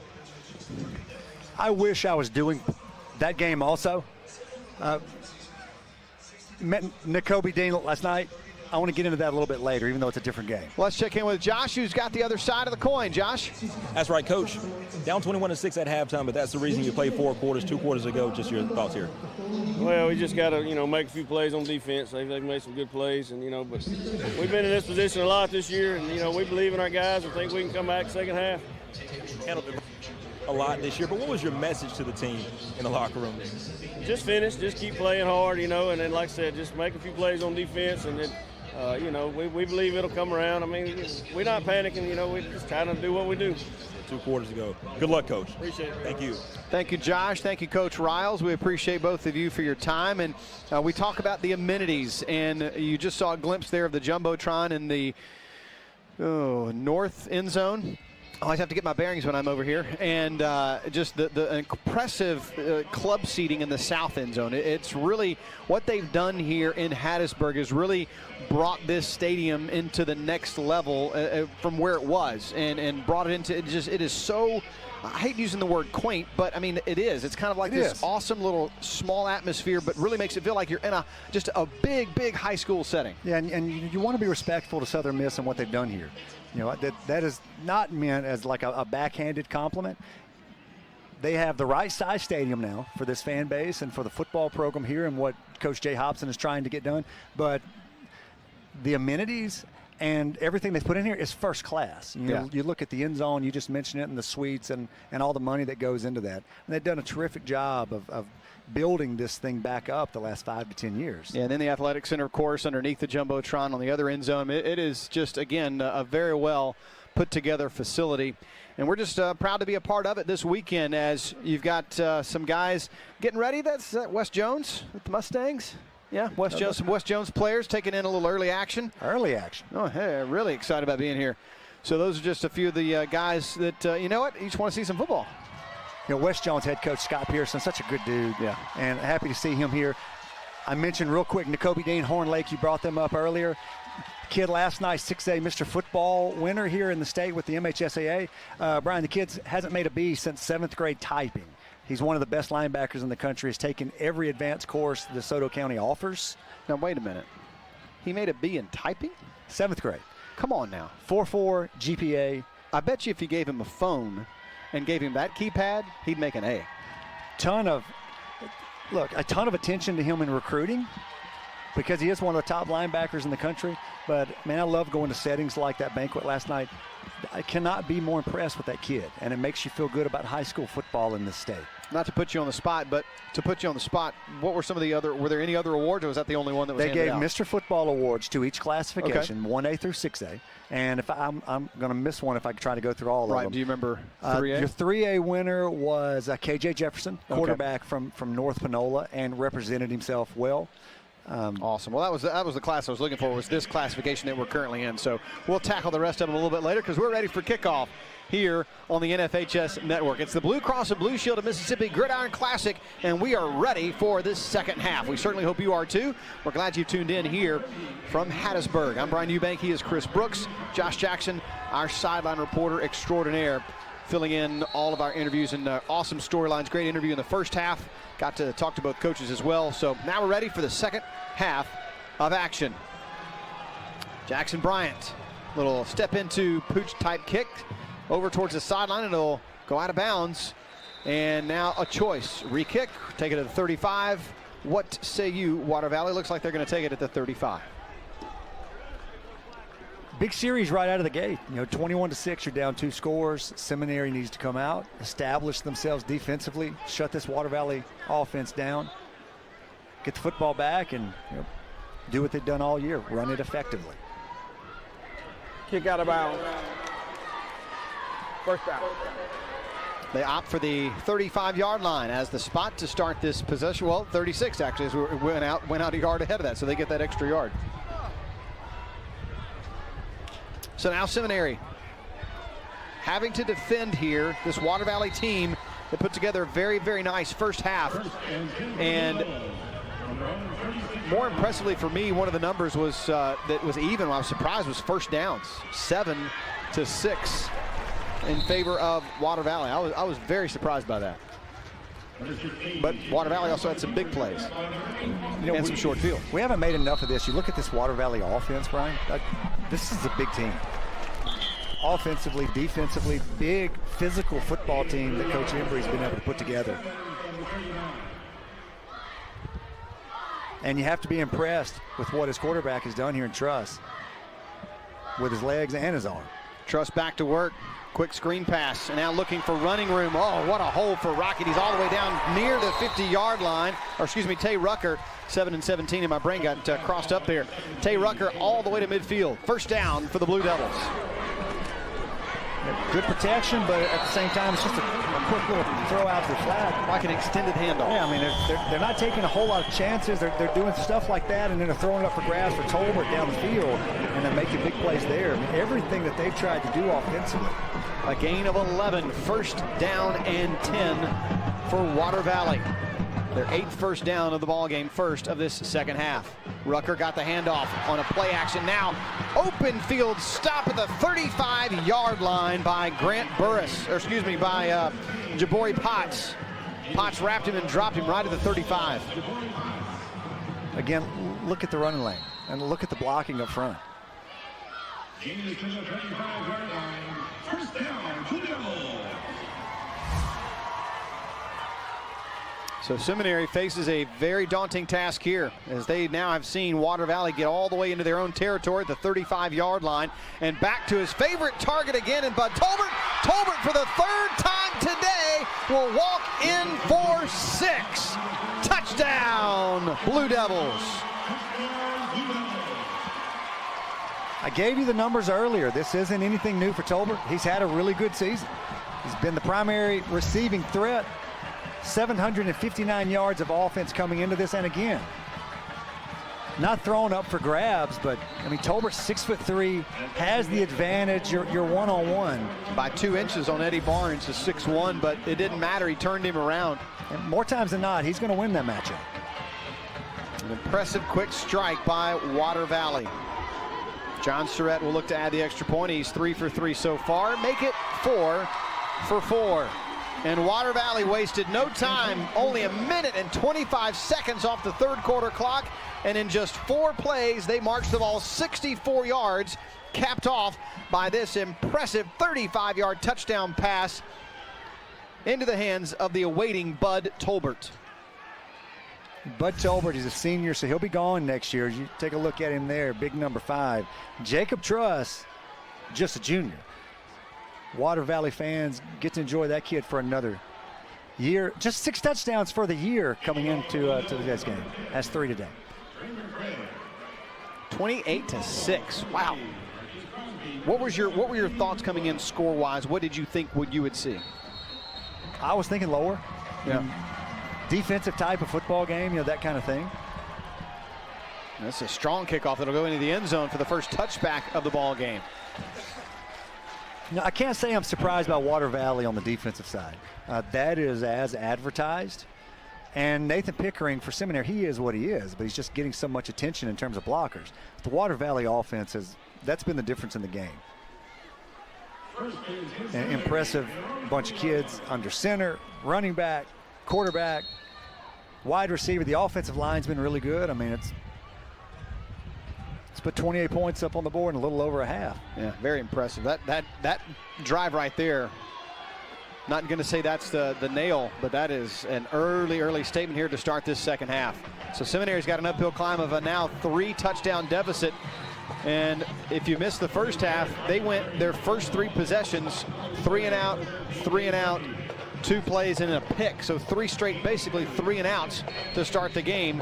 and they found themselves in a quick hole, but were able to manage a touchdown, got it back to a 2-score game at 14-6, but then Water Valley scored nearing halftime, made it 21-6, and as you just saw there, Water Valley goes 4 plays and makes a quick touchdown strike, and now Seminary is trailing by 22 and has 2nd down and 8 here. The handoff to Jordan Barrett. Barrett marches forward to about the 25-yard line. It'll manage a 3rd down at about 5, maybe 4, depending upon where they spot the football down.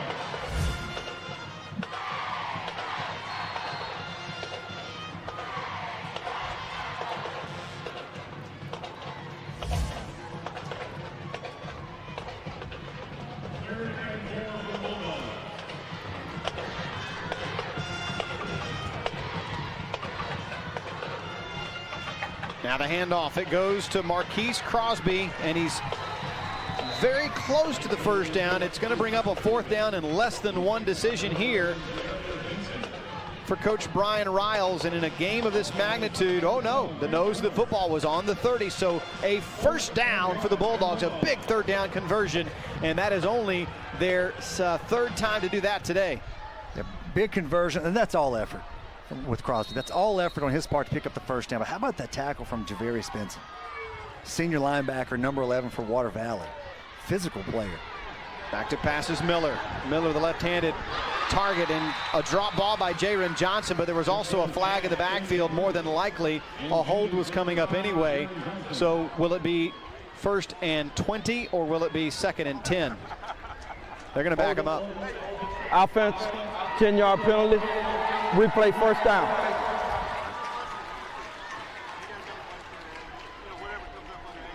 So while they back them up, if you're in a hurry and you want a fresh, affordable meal to serve your family or friends, well, Biaggi's Pronto Packs make it easy to enjoy an authentic Italian meal at home or on the go. Perfectly sized to feed 4 to 5 people and starting at only $30. Pronto Packs include your choice of a pasta or 2 pizzas with a house or Caesar salad and freshly baked bread with Biaggi's butter for dipping. And let me go ahead and throw it out there. That butter sauce is amazing. It's located in the Renaissance at Colony Park Shopping Center in Ridgeland, and the carryout is perfect for your busy lifestyle. Visit Biaggi's online at biaggis.com. That's biaggis.com. So some of that yardage back from the penalty on holding, and so it's 2nd and 18 now for Seminary. Time Jordan Barrett trying to get on track. He came into the game 1,212 yards, 13 touchdowns. He's had a couple of 100-yard games this year. Trying to avoid 3rd and very long. Jordan Barrett follows the left side of the line and now makes it about 3rd and 9, maybe 10, as they get most of the holding yardage back. And Nate Murphy in on the stop again. And how about Barrett? You know, a lot with Crosby being a sophomore. Barrett's just a junior. Yeah. I mean, you get 2,000-yard backs for next year. But it feels like Water Valley has definitely taken them out of what they wanted to do today. Yeah, and look, they've done that all year. You look at the 2 big defensive tackles right in the middle of the defense. 3rd and 9, an inside handoff, and Crosby's in the open. Crosby held at the 40, dragged down almost by the jersey rather, but Nate Murphy is here to make the eventual stop. I'm trying to see who that was. Was it Grant Burris that got that jersey first? It kind of slowed him down. Otherwise, he probably had a nice little bigger chunk to gain there, but he did get a 1st down. You know, we don't always call their names. They're not always making the tackles, but we're talking about number 14. That's Paris Adams, 6'1", 260 senior defensive tackle, and number 57, we mentioned him, Marley Cook, 6'2", 265, and 2 huge kids right in the middle of that defense. On 1st down, it's Jordan Barrett back to work for a gain of 1, maybe 2. And on the stop, Marley Cook. You know, and you and I have mentioned several times about how physical we expected this game to be. I mean, you're talking 260, 270, your 2 defensive tackles right in the middle. And then your linebacker, Benson, 215 behind that. Just, it's hard to run on these guys. Marley Cook, great picture there if you just saw it. 6'2", 265, being helped up by Jordan Barrett, 5'7", 160. That's not going to work. That was there's some physics involved in that, and that was backwards, I believe. That was a very impressive pickup there by him. And speaking of pickup, Joseph Owens, his 2nd carry of the game goes to almost midfield. He stopped at about the 48-yard line. And so 3rd down now will be about 5 yards to go. So another third down play here, as already Seminary is 4 of 9 on third down conversion so far. And look, we don't want to be overly dramatic here. We have seen crazier things happen in this game than coming back from down 28-6. I mean, we're only halfway through the third quarter. Seminary just has to string together some first downs.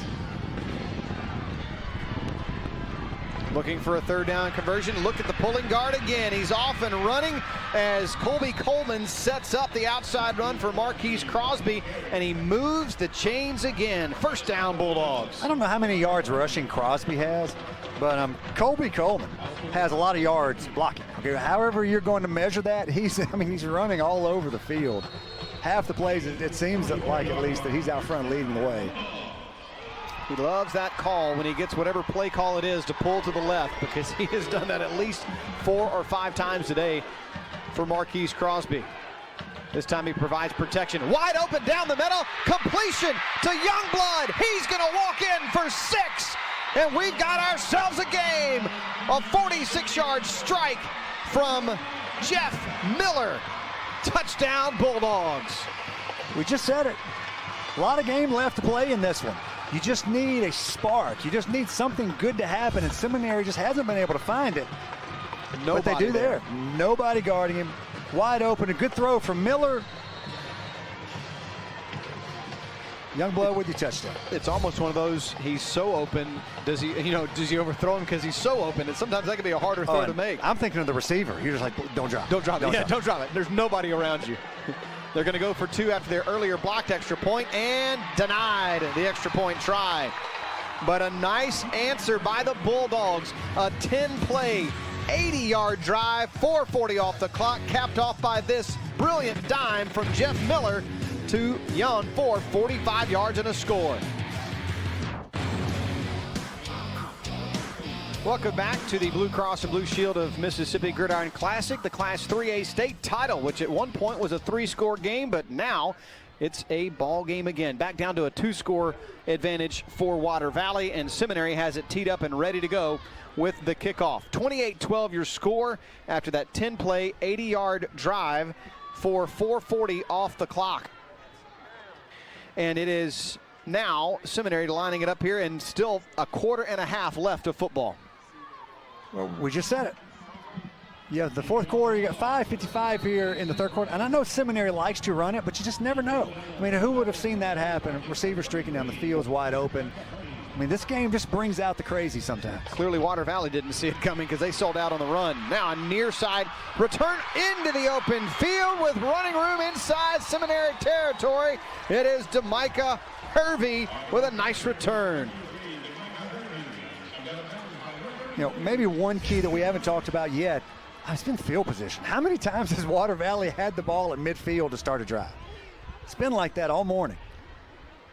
The average field position for Seminary has been their own 28. For Water Valley, the 50.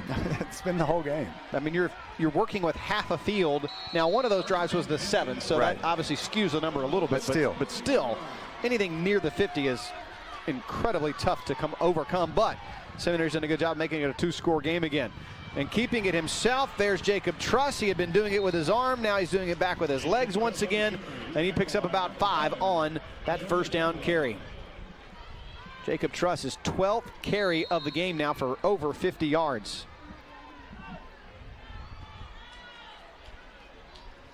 Ball now at the 37 of Seminary. Just a few numbers while we're sitting here, Brian. Total offense right now, right after this play.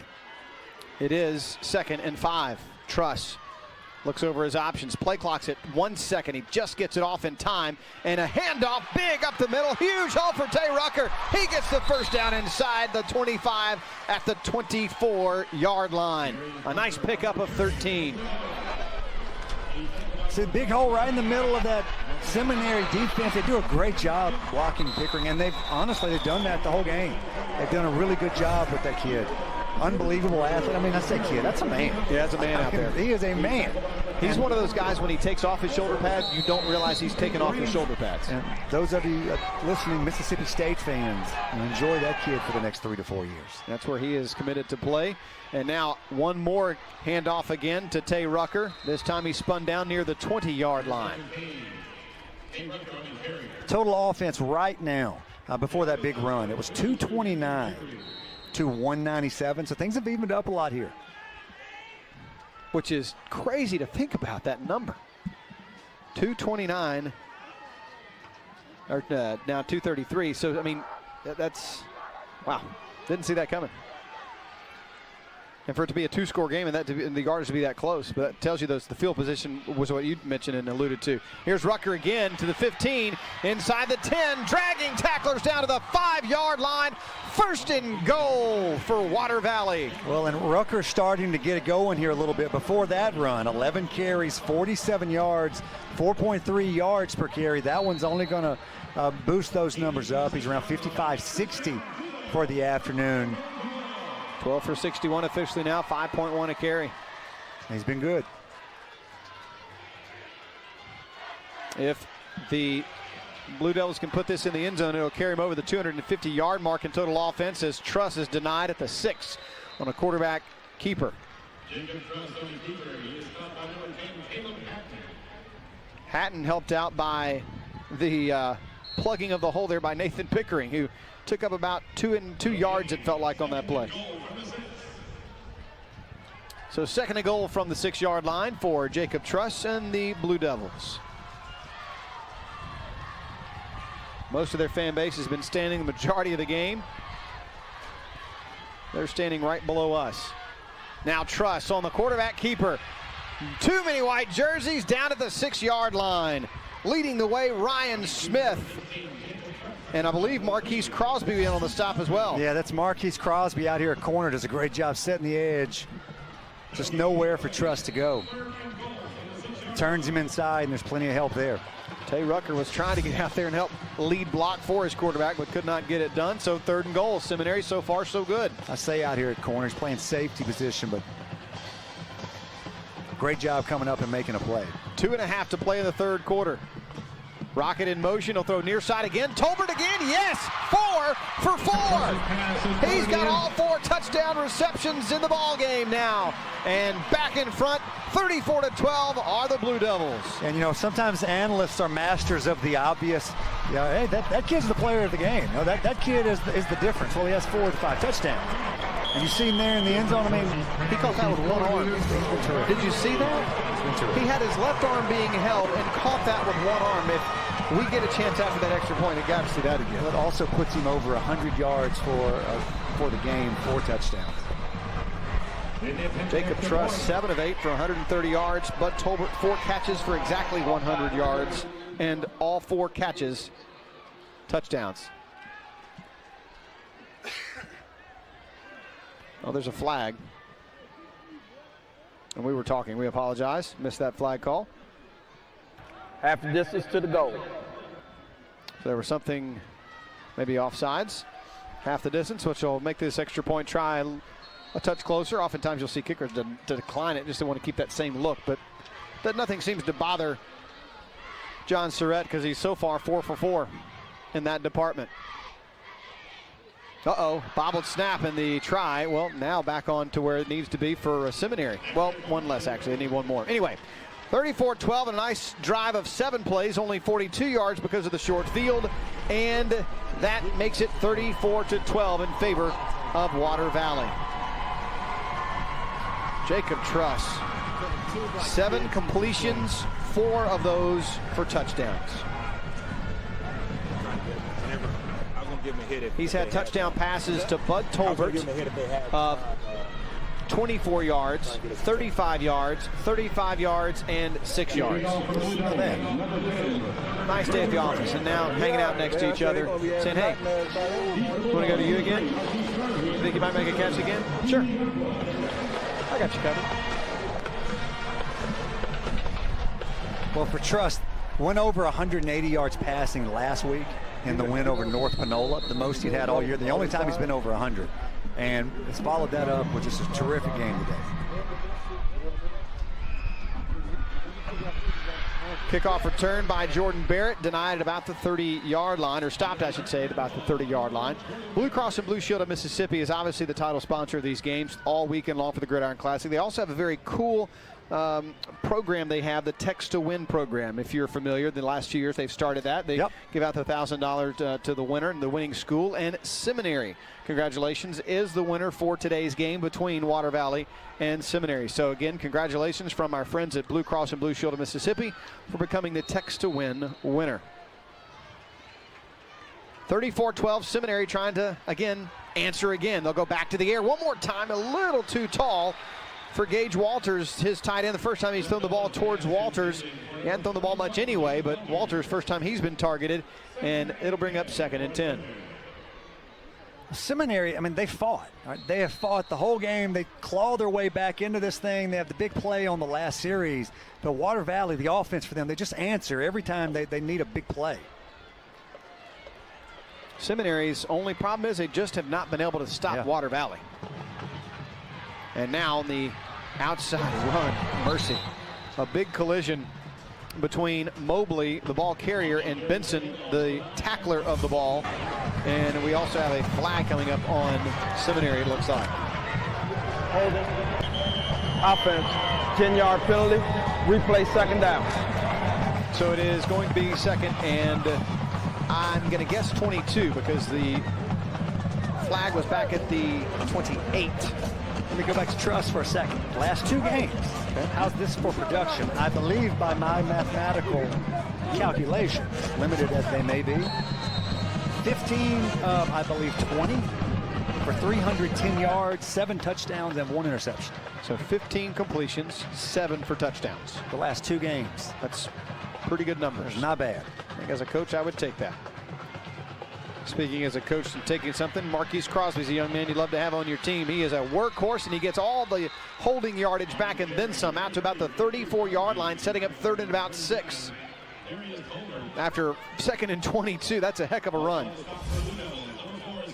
You see the blocking up front there for Crosby. Again, how many times we're going to mention 55? Whenever they have a big play, hey, let's put 55 in the backfield. Hey, Colby, we need you to pull again. What? Oh, you got it. No problem. The double nickel.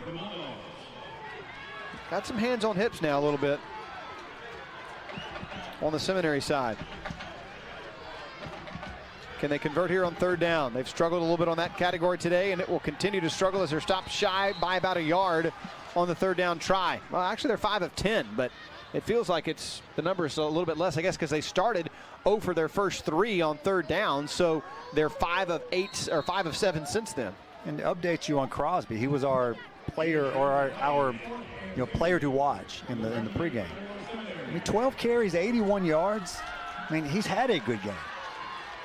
He hadn't gotten in the end zone yet, obviously, but he's carried the ball almost 7 yards a clip. And a fake punt, and it's a give up the middle, and here's a big run. There he goes, Marquise Crosby into Blue Devil territory inside the 35 to about the 33-yard line. Finally brought down by Jamaica Hervey. And you see Crosby here. I mean, this is going to put him over the century mark rushing. He's done what they needed him to do today. He's been big. Carry number 13 for Marquise Crosby to the 33-yard line of the Blue Devils, puts him at 110 yards on the day and nearly 9 yards a carry. And remember, folks, that kid you see right there on your screen, that's just a 10th grade. Number 3 he's talking about. They'll go back to the air, back to Crosby. Nope, that's not Crosby. I'm sorry, it's Joseph Owens in the open field. And downfield blocking gives another 10 yards to the 6-yard line as Jaron Johnson sets up a nice little downfield block for Joseph Owens. Well, did you expect anything else from this Seminary bunch? Then look, they're gonna fight this thing out to the very finish. They're down 34-12. You can start seeing the scoreboard and the time left and start hanging your head, and not going to get that from this Bulldog bunch. The only problem now is the time will be their enemy. It's under 30 seconds left in the 3rd quarter, and they're down by 3 touchdowns. And an outside carry again. It's Marquise Crosby. He's yet to find the end zone, and he will not here. A tackle by Hervey saves the day for a touchdown. Nate Murphy helped spray that outside and force him into a run that will now take us to the end of 3 quarters of play in the first of 6 state championship games to be played here at the Rock in Hattisburg. It's M.M. Roberts Stadium. It's the Blue Cross and Blue Shield of Mississippi Gridiron Classic 3A state championship, and it all continues on the NFHS network in just a few. Stay with us here in Hattisburg. Welcome back to Hattisburg, Forest County here in Mississippi. It is time for the final 12 minutes of play. Seminary right now down 34-12, but they're on the doorstep of getting back to within a few scores here. 276 yards to 253. Believe it or not, Seminary has more yardage than Water Valley, but that's also skewed because of the field position that Water Valley has had in the game. Now the handoff and hit right at the point of attack. Nowhere to go for Jordan Barrett. And that again is Nate Murphy. That's that man. Nate Murphy, his unofficial 13th tackle in the ball game and 5th solo. He didn't give you the land shark that time. No land shark, but Nate Murphy and Bud Tolbert, both of those kids, they've been on another level today. I mean, 12 tackles, 13 now, I should say. Clock at 11:23, and they'll go back to the air perhaps. 2 targets out there and overshooting. Boy, wide open, unfortunately. He didn't check it down. That targeted for Gage Walters, but Jaron Johnson was coming across on the backside of that route and had an opportunity. Watch number 5 on your screen. He's going to clear out. It's going to just be on the left side. You see him in the open right there. He's like, oh, I was there. So now it's 4th and goal at the 3. And this is a must score here for Seminary.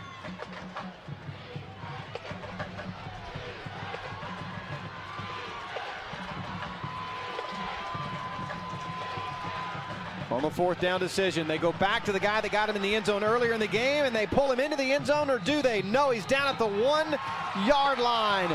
A stop by Water Valley, and Seminary turns it over on downs at the 1. Didn't say who made first contact there. 12. Yeah, 12. Slows him up just a little bit. Burris. Just enough. Sometimes that's all you need, and coming in, Ja'Cory Woodard helping out on the stop. Yeah, and that's 54, Kewan Hervey that's in the middle of that thing too, just a junior. Another big body kid, about 250. What a stand by Water Valley. Tell you who's proud right there. D-line coach Bryant Mix for Water Valley. He's been there forever. He was 15, 20 years here, won a state championship there the last time they won it. Now he's back on staff, had a career in the NFL. That was back in 2003. No, I'm sorry, 1990. 1990. Yeah, I was thinking yeah, I got my 2 teams mixed up. Each of these 2 teams, if you're just hanging out with us, is the ball get fumbled? I think it did, or is it safety? It is. It's a safety. The ball got fumbled, so he got tackled to the end zone. So just like that, 2 points for Seminary. They get their 2-point conversion finally, and they're down 20, and they're going to get the ball here. That's a huge turn of events there. It was about to be potentially a game-type closing drive for Water Valley because we've seen their offense be unstoppable here as of late. Let's see what happened. And it just looked like a bobbled snap. Bobble snap, Truss just has to get on it. Pickering's there. 34-14.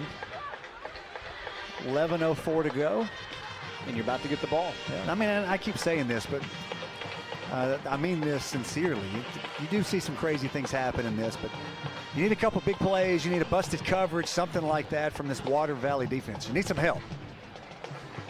Let's check in with Josh Jackson on the sidelines. Josh? That's right, guys. Just a few minutes ago, you saw that safety there, largely due to Nathan Pickering there. All day, I feel like all day, he's been getting a lot of pressure up front there. Finally, open up for him, bobble snap. And you never know. It's 34-14 right now. Seminary last week against Jefferson Davis County, the defending 3A champs there, did a lot of damage in the second half, so it's not over for them. A few minutes ago, I was over on that sideline, and Dalvin kept saying he was glad when they scored that touchdown in the 3rd quarter, but he kept saying, we've got to make tackles, we've got to make tackles. That's what they're going to have to do, slow down this Water Valley offense in order to get the job done. Back to you.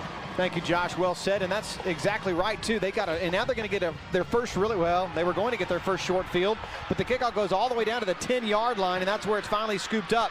A chance for a return to get some of that back, and potentially a block in the back coming as well on the return. Boy, that could have really been a short field, but they let the ball get all the way through every return man, and that's a tough one. And there's been so many different keys to the game that we can put our finger on, but we keep coming back to field position. Yeah. Block in the back. Receiving team, 10-yard penalty, first down.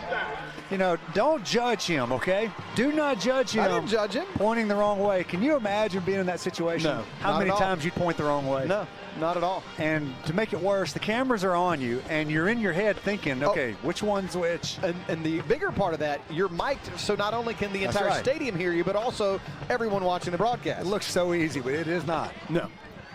All right, so 20-yard line, 80 yards to go. Seminary needs a somewhat quick 3 or so minute strike here on offense to give themselves more of a chance here in this fourth quarter.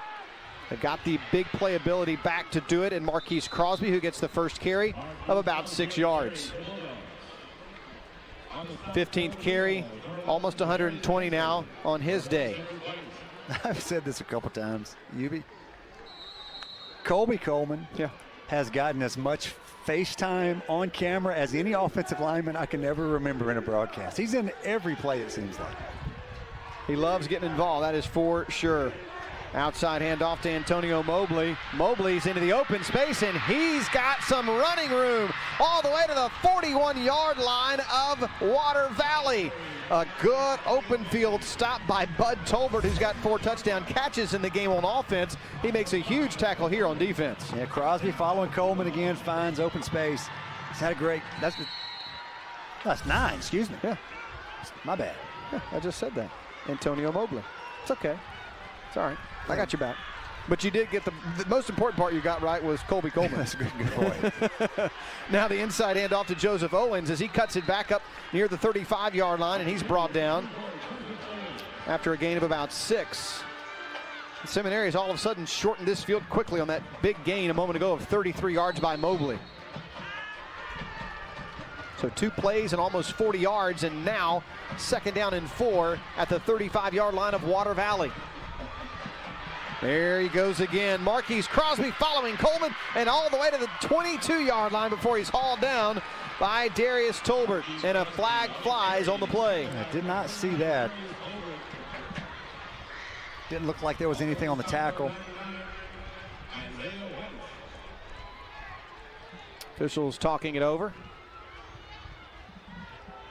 Personal foul, face mask. Face mask. On the defense, half the distance to the goal, first down. I got a really good look at it on this view right here. Keep watching right about here. Here's where it comes in. Oh yeah, turns his head. Oh no, a little more. Oh boy, dangerous there. Great work, guys. So now it's 1st and 10 at the 11. Oh, right up the middle, and he's going to walk in. Youngblood, another touchdown run. Pondarius Youngblood in the end zone for the Seminary Bulldogs. That's his first rush of the day. Youngblood has the touchdown reception of 45 yards, so he's been in the end zone both receiving and rushing, and it's now a 2-score game. Yeah, you see this part like the Red Sea for Youngblood. He gets it in the end zone. 34-20. Here we go. Have a ball game. We got ourselves a game. Extra point try is up, and it is good. Very little pressure that time for Water Valley. They seem a little stunned after that 80-yard drive that only took 5 plays and only took 1:25 off the clock. Yeah, and this Seminary team has been up against it all year, okay? This is a team that started the year with losses in 3 of their first 4 games. They lost to Collins, beat Franklin County. They lost to Poplarville, a great Poplarville team that we'll see in the 4A game. Yeah, they're in the state championship. And they lost to Taylorsville. Also state championship game. They'll be in the 2A game. So they lost to quality opponents, but they started 1-3. And they battled back, haven't lost since. Yeah. And you can see a lot of that resiliency, a lot of that attitude coming out in them today. It's 34-21, 9 minutes, plenty of time. But now is where the problem comes into play. They got to stop Water Valley. They've got to stop Water Valley. But here's the other issue. Sometimes teams that haven't been here in a long time Both of them haven't, but right now you feel because Water Valley is leading, now the pressure is on their offense to convert here and put together a scoring drive and not give it back to Seminary to make it a one-score game. All I'm going to say is cover Bud Tolbert. That's a good call. Number 5 in blue. He's been all over the place for the Blue Devils. Haven't seen any onside kicks just yet. Jackson Bryant has it teed up the 40-yard line. Pooch kick down to the 20, about the 18, taken there. And another return inside or outside to the 30, looking for the 35, but Demika Hervey is going to be stopped right about there. Compared to other parts of the game, that is a great special teams play, starting at the 32?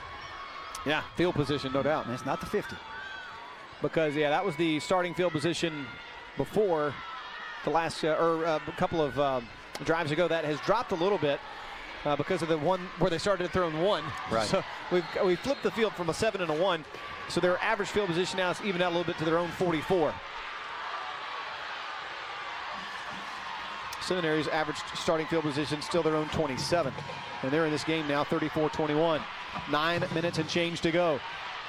And you're going to see a healthy dose here of rushing by Water Valley, and that's Tay Rucker. Tay was our player we featured as well to start this game. And big old Nate's in there again, isn't he? Yeah, and that 68 Ryan Smith. Big 68, slams into the ground. 6'3", 215-pound junior. This is your chance. Seminary, they've battled back, gotten themselves in this thing. They need to stop. Little tunnel screen to the outside. Rocket, oh, nice cutback, and he's able to pick up the first down yardage at the 44-yard line. Blue Devils move the chains. That's only their 13th first down. I say only because Seminary has 16 first downs. Well, it's not just the problem for Seminary. Teams have had a hard time stopping Water Valley in the playoffs. I mean, look, before the playoffs, 55 against Independence, 34 points, Yazoo County, 41 against Booneville, 42 last week against North Panola. Quarterback Keeper Jacob Truss has been able to be effective with that quarterback draw a good bit, but not on this carry. Yeah, the offense has been great, and Truss has been great. But watch Nathan Pickering here right in the middle of your screen. He beats a block. Boom. And, like, at what point there do you realize, uh-oh, I'm in trouble? Like, this big guy has me. I'm pretty sure when you see his hand cover your chest, that's a problem. Yeah, he's going to do something to me. I don't know what it is, but something's about to happen. And it probably will be violent in nature. Such a big guy. I will not enjoy it. 7.5 to play now. Truss will hand it off to Rucker and to the outside. Big stick right there at the point of attack as he tried to cut it upfield. Mobley was on the backside of the play, and making the big hit was Tyrese Hatton. Look, and how about this with Mobley? This easily could have been a horse collar right there. I'm sure you're tempted to grab it and didn't do it, able to get a leg and get him to the ground. One thing we haven't talked a whole lot about is a lot of really good form tackling and keeping your head up. And these coaches are doing a great job at this level of teaching these kids the proper way to tackle. A huge play, going under 7 minutes here on this play. This is a big one. Play clock down under 10 now. They're milking every single second they can as Truss calls the shotgun snap, and a whistle is blown for a timeout. Water Valley wants to talk about it here with 6:53 to play in the ball game. Yeah, Coach Ember sees the same. This is a big deal play here. We'll see what they figure out when we return to the Rock here on the NFHS Network and the Blue Cross and Blue Shield of Mississippi Gridiron Classic. Welcome back to Southern Miss. It's affectionately called The Rock, which kind of brings you back to that Sean Connery movie. I always want to say, welcome to The Rock. I don't do it well, though. I should do that, Don't right? do that again. Okay. I'll make a note of that. It's a good try there. Huge play. 34-21. This is a huge play. 3rd down and 8 as the Water Valley Blue Devils, if they can extend this drive, they can milk the clock another 2 or so minutes and then force Seminary to have to burn timeouts. They're down 2 scores. So this is probably the key moment of the ball game, as Truss will drop back to probably pass from this spot. He does fire it downfield. It's not Tolbert this time. It's double coverage. It's an interception for Seminary. There's a flag down. Who's it going to be on? It could easily be offensive pass interference, as Jacob Welch looked like he was trying to haul down the interceptor in Jabari Potts. Yeah, I think that's what you're going to see here. We're a little bit away from the play down on the field, but man, defender had great position. What an interception by Jabari Potts. Let's see here what the man in the white hat says. Pass interference on the defense. 15-yard penalty. First down. We can't see everything here, but we'll get a look here in just a second. And there may have been some jockeying for position we missed going down the play. He got hammered too, and he threw it. Hard to judge. Again, we didn't see the entire play from that angle to see if there was maybe some contact prior to that pick. Ball down to the 39, and now Blue Devils have a new set of downs, and the clock sits at 6:44.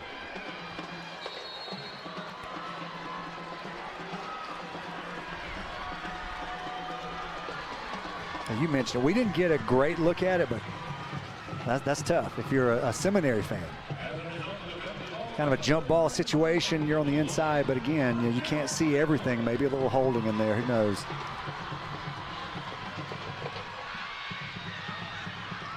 Tay Rucker with a carry of maybe 2 yards.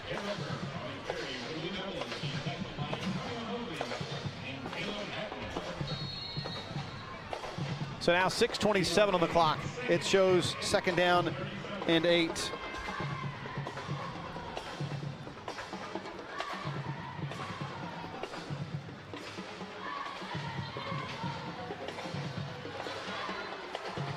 Big play here again for Jacob Truss.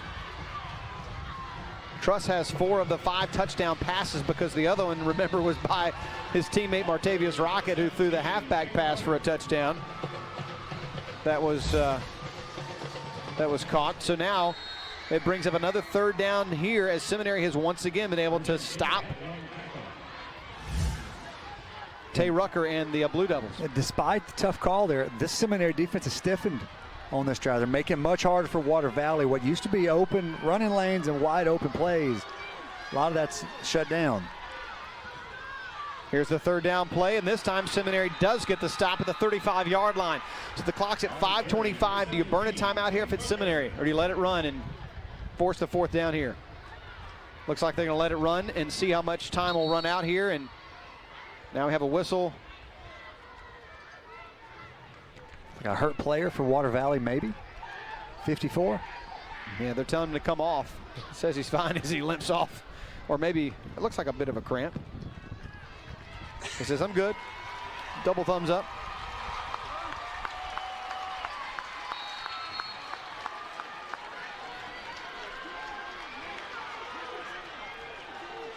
So here we go, 4th down, and this is your ball game right here. They convert here, and then you're talking about, unless they burn their timeouts, clock could get down to 3 minutes. It's already now under 5.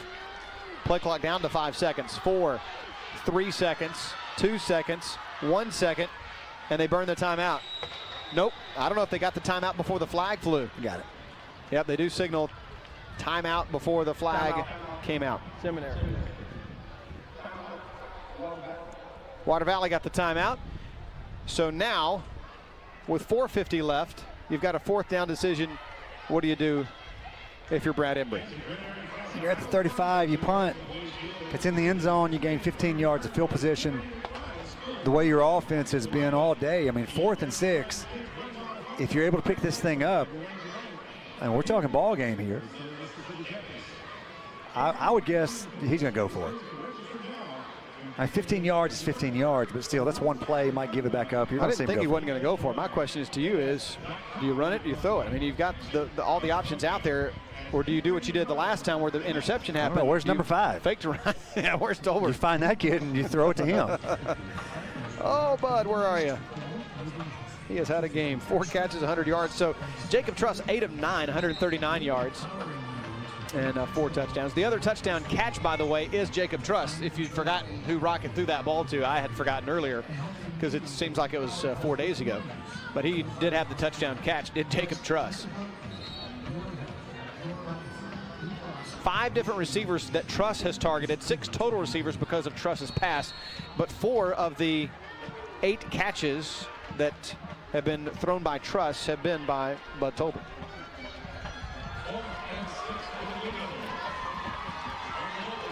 So here we go, 4th and 6. This is Seminary's big moment here if they can get a stop. Jacob Truss in the shotgun. He will do the same exact play he had last time, throw it downfield and overshoots his target, and a stop for Seminary. They get the turnover on downs as Truss fires it too high and incomplete.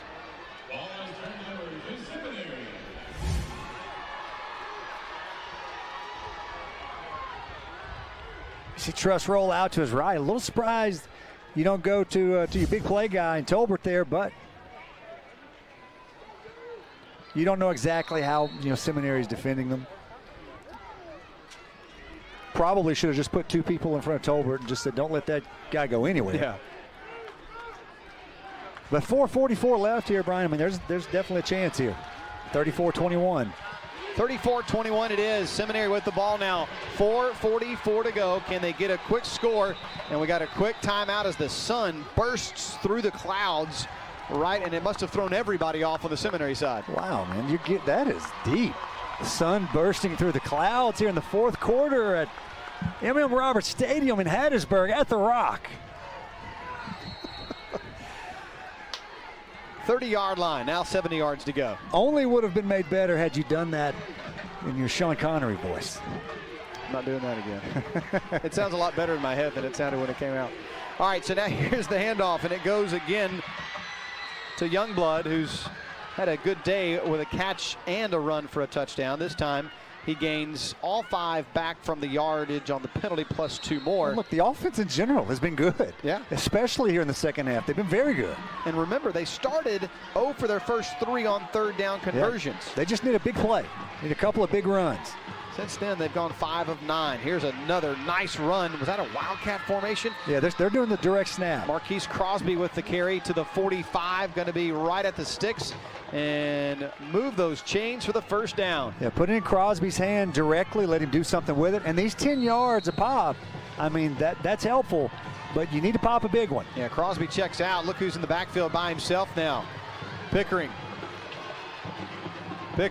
going to keep it himself and look for yardage. Spun, hit. He stays on his feet somehow and picks up a couple. Ladies and gentlemen, you need to do a Google search for this young man and read his story. Because if you know of someone that has had any type of suicidal thoughts in their life, this guy's story is one of inspiration and one of redemption. It's unbelievable. ClarionLedger.com, go to the sports site or just do a Google search for Nathan Pickering and the Dandy Dozen story. It is tremendous, a tremendous read. Now Crosby's going to throw from his spot, back across, wide open, and Keys cannot bring it in. That'll bring up 3rd and 8. And that's the big play you need. And we joked about this earlier. When you're that wide open, it's almost more difficult than when you have somebody draped all over you. Because when you're covered, you just do what you do every play. You just make a play. But sometimes when you're that wide open, and you know it, I mean, you know there's nobody there. All I have to do is haul it in. And it looks easy. Sometimes it makes it harder. Well, and in his defense a little bit, it was underthrown just a hair, and now an offsides penalty will make 3rd and 8, 3rd and 13. False start. Offense. 5-yard penalty. Still 3rd down. What do they say about athletes? The worst thing you can do is think. And when you start thinking, usually bad things happen. And when you get open like that, your brain starts working on you a little bit.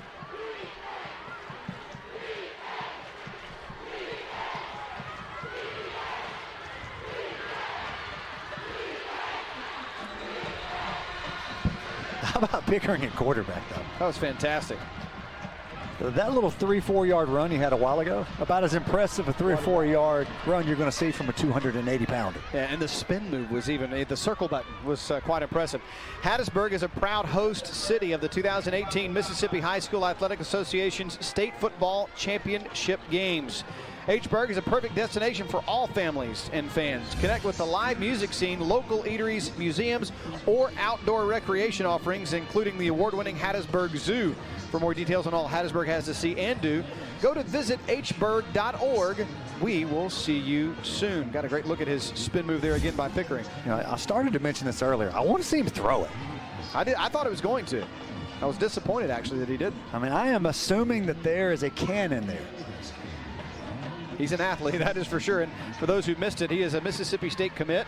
He is playing in the Mississippi-Alabama All-Star game, the lone representative from either of these two teams. And he's also playing in the Under Armour game, and he was a Dandy Dozen member, the first ever for Seminary. And you mentioned Nathan's stories very upfront about some issues that he's had and how he's battled through it.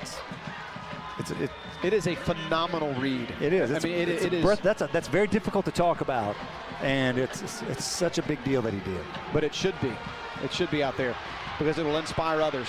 Here's a kid that knows how to run. Crosby to the 35, knocked out of bounds at the 32-yard line as Darius Tolbert plants him down there. Again, Crosby. Let's look up the numbers with this kid. Before that run. That's his 18th carry. And that was what? Well, he was at 141 before that. That was about 11, 12 or so on the carry. So he's looking at about 160 or so yards, 167. This carry now will be for Joseph Owens. Not as successful as the previous carry by Crosby, a gain of maybe one. Yeah, great backside pursuit that time. Paris Adams gets his name called. He's done a lot of the dirty work the whole game. One of those two interior defensive tackles for Coach Mix. Done a good job. Seminary running out of time. They got to make a quick score here with 2:45 and counting.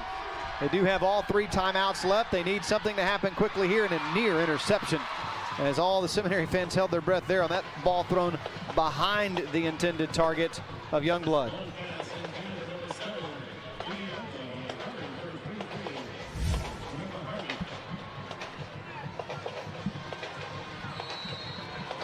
I wonder if Seminary has their version of the Philly special. I mean, this might be a good time to throw it out there. To use it. Yeah, find that play in the playbook that works. Not always easy. 3rd down and 10.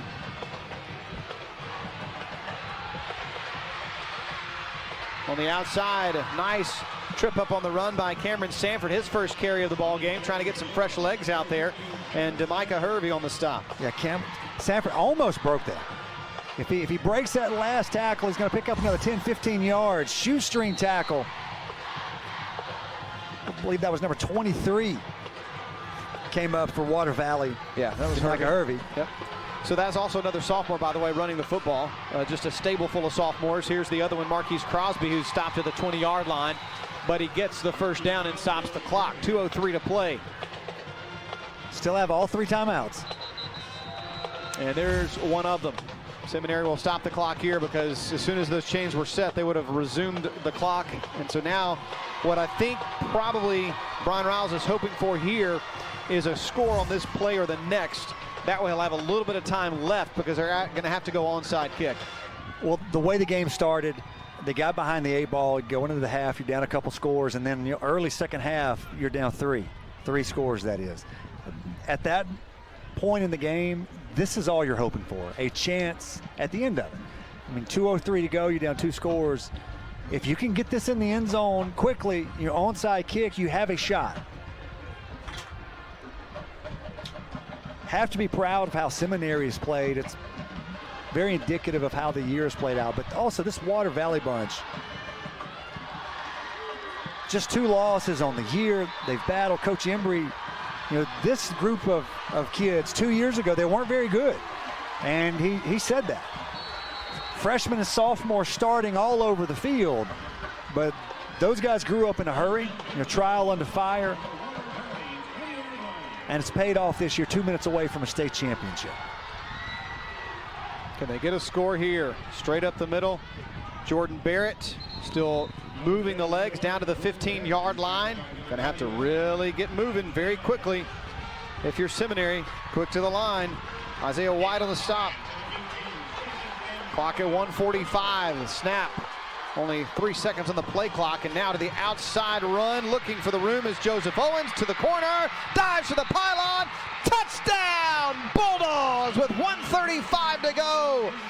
The Seminary Bulldogs are back in this one, and an onside kick away from having a chance to even maybe tie this game or win it. I believe Joseph Owens, that was Joseph Owens, correct? Yes, it was. I'm pretty sure he found another gear. Yes. I mean, because when he sees the end zone, he turns the corner right here, and a great block out front again. Coleman again. Yes, sir. Yeah. That time a pancake block in open space. He's right there. But Owen sees the goal line, turns the corner, and he hits another gear. Extra point is up and good. Not how pretty it looks, just it goes in. Now, 34-28, 95 seconds to go, and you've got 2 timeouts. You still have to go onside kick here, do you not? Yeah, you have to go onside kick. But you have a chance. 11 plays, 65 yards, 3 minutes, 9 seconds off the clock. Tacked on by that Joseph Owens 15-yard scoring run. Owens now 6 carries, 54 yards, and that touchdown. The featured back Marquise Crosby has not gotten into the end zone today, but he has 19 carries for 169 yards. Over 400 yards of offense from this Seminary bunch. Now we'll state the obvious here. You throw all the guys out there with the best hands that you have on the sideline, and you hope somebody can get a handle on it and get down.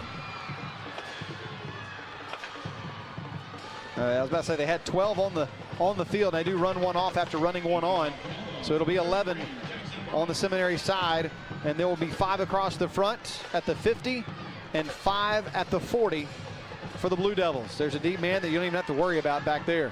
He won't see the football in Martavius Rocket. Yeah, the hands team. This is why you practice that stuff. It can make the difference in winning a championship or not. Or giving yourself at least a chance at it. Jackson Bryant will kick it the near side. Oh, it takes a bounce. Oh, we have a whistle and a stoppage. What was the whistle for? It was, I think, the Seminary offside. Offside.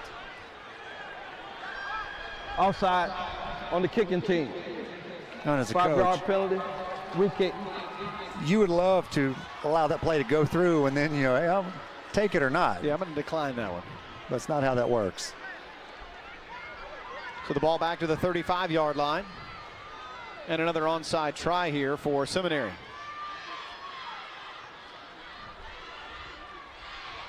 And a T and a bunch of different pieces of a T. Well, if they're coming this direction, you see Tolbert down here at the bottom of your screen here in a minute, number 5. Maybe the best hands out there on the field. You'd love to see that football somehow find its way to him if you're a Water Valley fan. You're lining it up at somebody. Who are you going to hit? Off the hands of. It looked like he was looking right at 12, Grant Burris. We'll see where he goes with it. Oh, it's a different kicker. And they are able to cover it. Great job, heads-up play by Water Valley on the far sideline. And that was Keldrick McIntosh. And the junior comes up with a huge recovery on special teams. How about that? Let's take a look at our play of the game. It's our Yarnell's Sweet play of the game, and we take ourselves back to last year's Super Bowl. Oh, no, wait. It's actually this year's 3A state championship and the old Philly special for 6. I believe, what do we say, Water Valley special now? Absolutely. The Blue Devil special. And look, Water Valley fans, you pulled it off. You're free to know. Yeah, you choose. It's been 28 long years for the Water Valley Blue Devils. And they can sense it now. 1:29 remaining. The clock has stopped on the first timeout. Second timeout as Rucker is stopped after a gain of maybe 1 or maybe just back to the line of scrimmage. And Seminary has only 1 timeout remaining now. Well, you're playing the clock here. 1 timeout, you get another stop. Minute 20 left. Third down. I mean, you could at least, you're just trying to force them to punt. Yeah. Hoping. Something crazy to happen. So as we've told you, there are 2 more games today to be played. Next up, Simmons carries a 54-game winning streak into a matchup against Nanawaya. Nobody's beaten these guys. How about that? It's the longest current streak in the nation of 54 straight wins. And that will be your 3 o'clock game tonight at 7 o'clock, the 6A state title game between Oak Grove and Horn Lake. So that is today's events. That 1A game, rematch for last year. Yep. Even though Simmons has that You and I impressive had that winning game, streak. right? Or no, no? we have the morning. We had the morning of Saturday. Okay. Yeah. Even though they have that winning streak, this was a game last year. Yeah. Like Nanawaya pushed them, and it was a game all the way to the very end. I think you're going to see that again. 2 good football teams. Seminary, 1 more timeout remaining. Water Valley doesn't have any, by the way. Not that it matters. They currently don't need them. They're leading the game, 34-28. Second down and 10 for Jacob Truss and the Water Valley Blue Devils. Truss will keep it himself. Wrapped and dropped to the 40, maybe 39-yard line, and immediately another timeout called by Seminary, their final timeout of the game. So here's the situation as Pickering was in there on the stop. After 3rd down, after the stop, it's not like the college game or the NFL game. There is no immediate start of a play clock. It's a 25-second play clock. They will wait until the ball comes back to the hash where they set it down for play. Then he will start the play clock. So with 1:22, Seminary could still get the ball back. Well, they're getting it. If they get a stop here, they're going to get it back. You know, you don't know how much time's left. But if Water Valley gets a first down here, it is over. First down here ends it. Come up with a stop. You at least, however much time's going to be left, you at least get a chance, punt return or something. But I did want to mention the other game, the late game tonight, the 6A. Yeah. You get Horn Lake, undefeated. N'Kobe Dean, Yeah. Ray Darius Jones, and some big-time talent on that side of the football. I believe probably the top team in the state. Had a chance to meet Kobe and his dad last night, his family. Terrific people. And then going up against an Oak Grove team with a couple losses, but John Rice Plumley under center. Oh, man. That kid's unbelievable. Headed to Georgia next year, and a terrific athlete. To not play quarterback, right? I mean, No, he's going to play quarterback. Oh, he is there, gonna play but he could quarterback. play Okay. something else. all right, here we go. 3rd down. Oh, what a great head fake. Is he going to get the first down? He's churning, and I believe Truss got it. He does. First down, Blue Devils. A state championship first down carry by Jacob Truss. Look, the player of the game, when we get into that in a little bit, we can look at several guys. You look at what big number 5 has done all game with Tolbert, but late in the year, not just today, the last month, that kid you're looking at right there, number 16, Jacob Truss, he has made all the difference for this Blue Devil football team. We focused on Tay Rucker coming in. He had 18 carries, 68 yards. Jacob Truss with that last carry of 9 yards puts him at 17 carries, 1 less than Rucker in 60 yards. And he also threw the ball 8 for 10 times for 139 yards, and 4 of those, oh, by the way, for touchdowns. And he, oh, by the way, caught a touchdown reception. And the celebration is beginning on the home side of the Rock. And Roberts Stadium is jumping with the Water Valley Blue Devil fans sensing victory. The Seminary faithful haven't gone anywhere. They are here to support their young men as well for their amazing, amazing season 2. And this final snap will seal it. Appropriate enough, it's in Jacob Truss's hands as he takes a knee. And you've waited 28 long years for this to be said, but Water Valley, congratulations, your Blue Devils are state champions once again.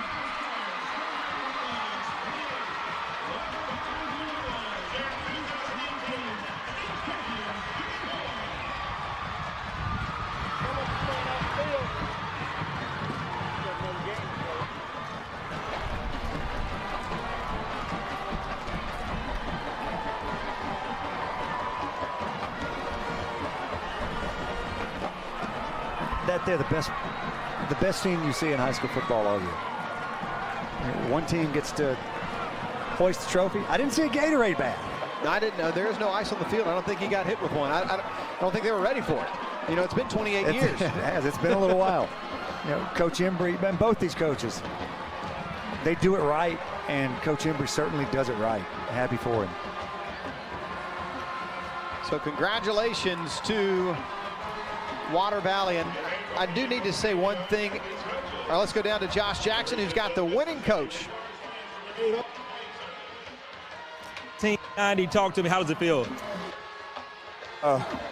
You know, it's hard, you know, and there's a lot.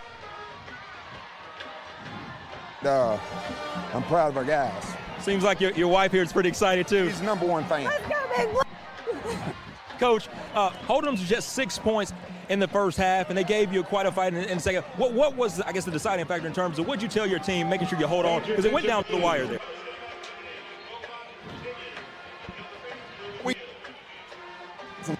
That was about. I always say defense wins championships. Definitely. That guy, Nate Murphy, what a game he had. Well, yeah, he's done it all year, and you know, it was a total effort, though. You know, he could, you know, a lot of great performances. It's the Water Valley team. You know, came to win this one. And Bud helped put up a lot of those 34 points out there too. All right, congratulations, Coach. Good luck to you. Thank you. Thank you, Josh. We appreciate that. He talked about Nate Murphy. He finished with 15 tackles, 7 of them all by himself.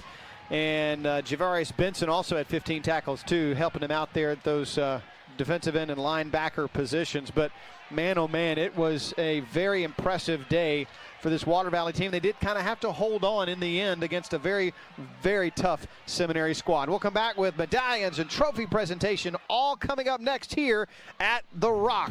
Welcome back. As you see on that sign right there, Water Valley did in fact finish the mission that they set out on earlier this season, back in two-a-days, back in the summer when it was hot and awful and humid, and they were just thinking, man, will we ever get through this? And this team is now, for the first time in 28 years, your 3A state champions, and they are now 2 for 2 in state championships, 1990 and now 2018. When we mentioned the staff earlier with Coach Embry, with Coach Mix, and of course, Coach Mix, I had several people tweet at me, won a state championship here in 1990. Went on to play, finished up in the NFL, was with the Houston Oilers, and now he's back, I believe 15, 20 years, something like that, coaching defensive line. So for him, he made mention this week about telling the kids, you know, he felt like it was time to get a new ring to replace that old one. So, you know, guys like that are so proud in the community. The way they support this football team, you and I, we've mentioned this several times, the parades and all those kind of things. Ton of people here for one thing. Yeah, and I want to say one quick caveat. I love the passion of the fan base, but make sure if and they're announcing the player of the game, which goes to Mr. Tolbert. I mean, he had a phenomenal day, 4 catches, all 4 of them for touchdowns and 100 yards.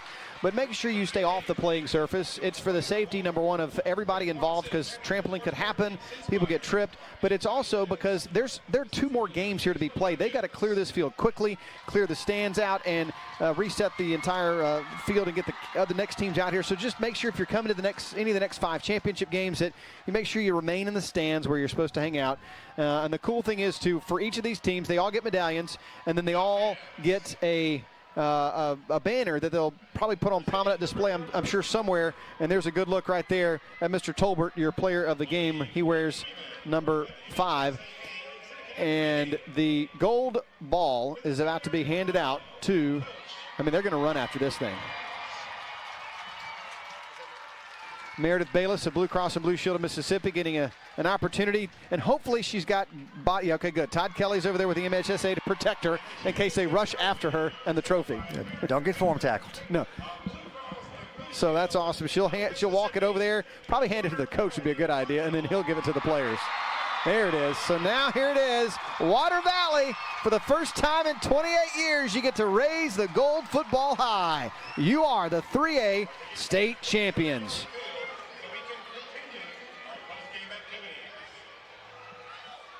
So 2 more games tonight, 3 o'clock coming up, top of the next hour. At 3 o'clock, it'll be the 1A state title game. And then tonight at 7 o'clock, it is, don't forget, the 6A state title game, as that'll be Oak Grove and Horn Lake. But up next, it is Nanawaya and the, my brain just went out.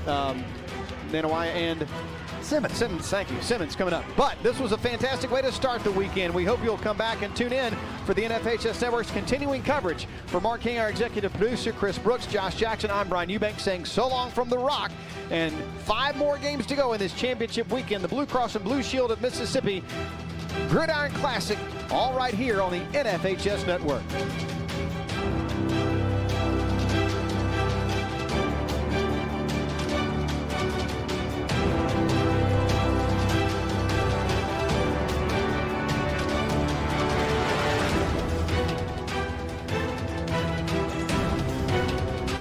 continue on the campus of the University of Southern Mississippi. We are in the I don't know, what would you call this, Ray? The guts, I guess, of the Rock here. We're stationed in a great location, of course, the field right behind us. And joining us fresh off of a state championship on that field is Water Valley coach Brad Embry. And, Coach, you've been there 11 seasons.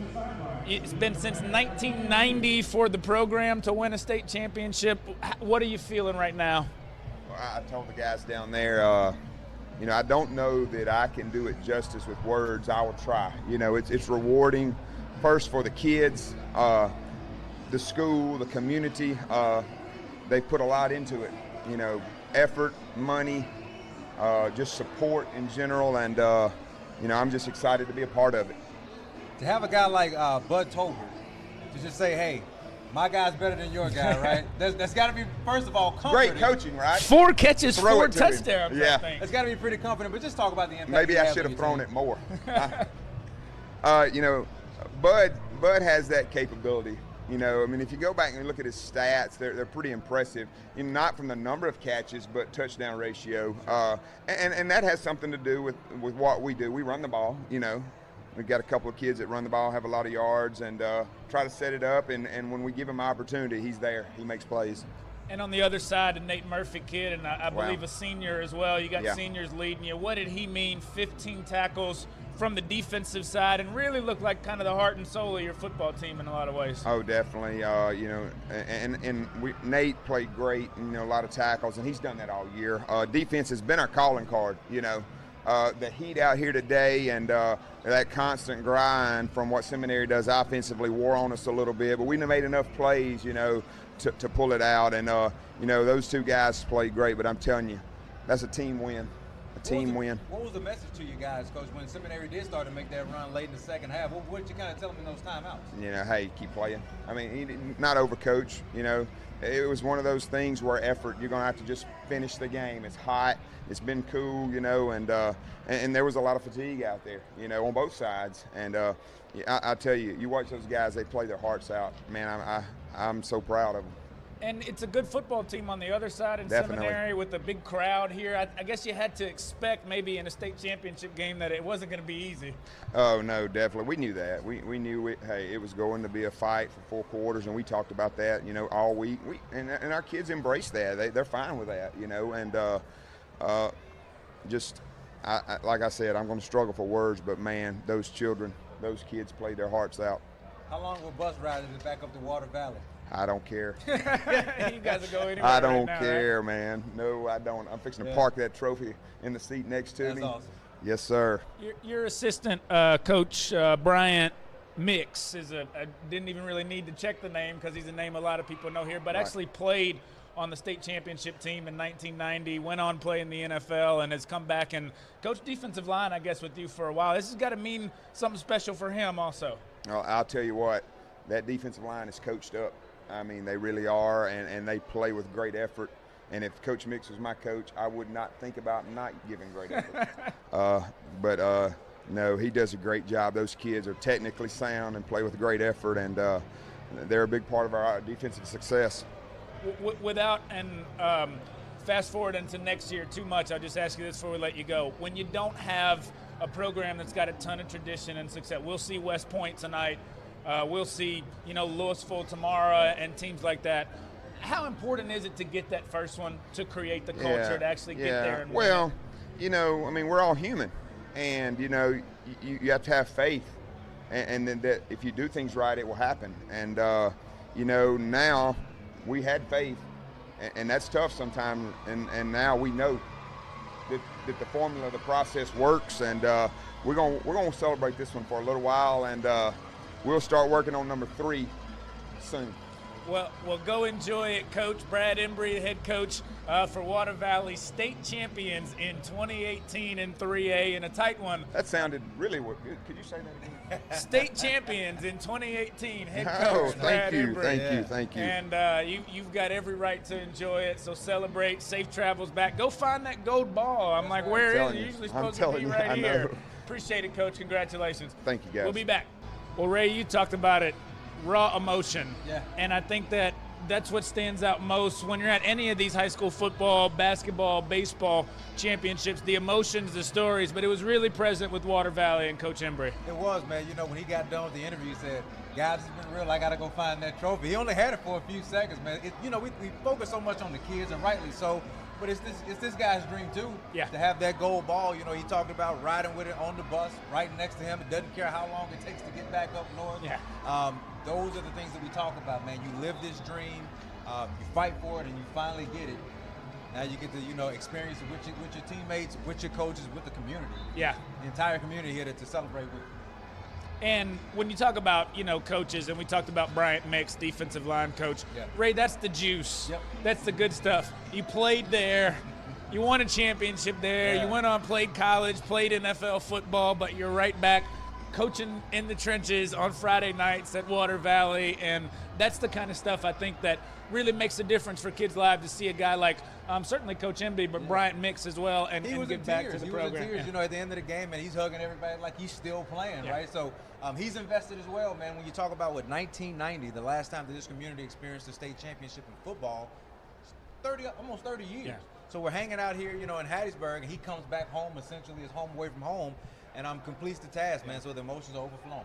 And let's give a little credit to the Seminary Bulldogs. Here's a team that hadn't made it here, Ray, since 2003. I mean, Water Valley was working on. I mean, that's almost ancient history compared to 2003 for Seminary. But this is a group that started 1-3 on the season, battled their way back, and knocked off really one of the titans in lower classification football in Mississippi, in Jefferson Davis. And you talk about a perennial power, man. They had to beat them twice in order to do so. So they proved their mettle in the regular season. Came back in the playoffs and, you know, held tough when you knew that everybody had Jefferson Davis favored, right? So you come back and you make that happen. Maybe you didn't get the result that you wanted here. For sure you didn't get the result that you wanted here. But you got to give those young men credit. They did not quit in that fourth quarter. They made that late run to put the pressure on Water Valley. Just ran out of time, if you will. And we hear coaches talk about scheduling early in the non-region. Some coaches, they don't want to schedule cupcakes, especially if you know you're going to be a dominant team in your region. When you look at the schedule Seminary played early, Collins, as good as it gets in 3A. They didn't make it this year, but they got a whole bucket full of championships. And then Taylorsville and Poplarville, who we're going to see coming up. And I thought that paid off a little bit. Seminary did not go away. And you know, and I think what it does is, like you said, it just gives them that extra juice. When they don't have any cupcake games, they don't have any bye weeks, they come in and they play the best of the best. And that's the reason I feel like they perhaps beat Jefferson Davis County twice. It's the reason why they were able to make a deep playoff run and get here to the state championship.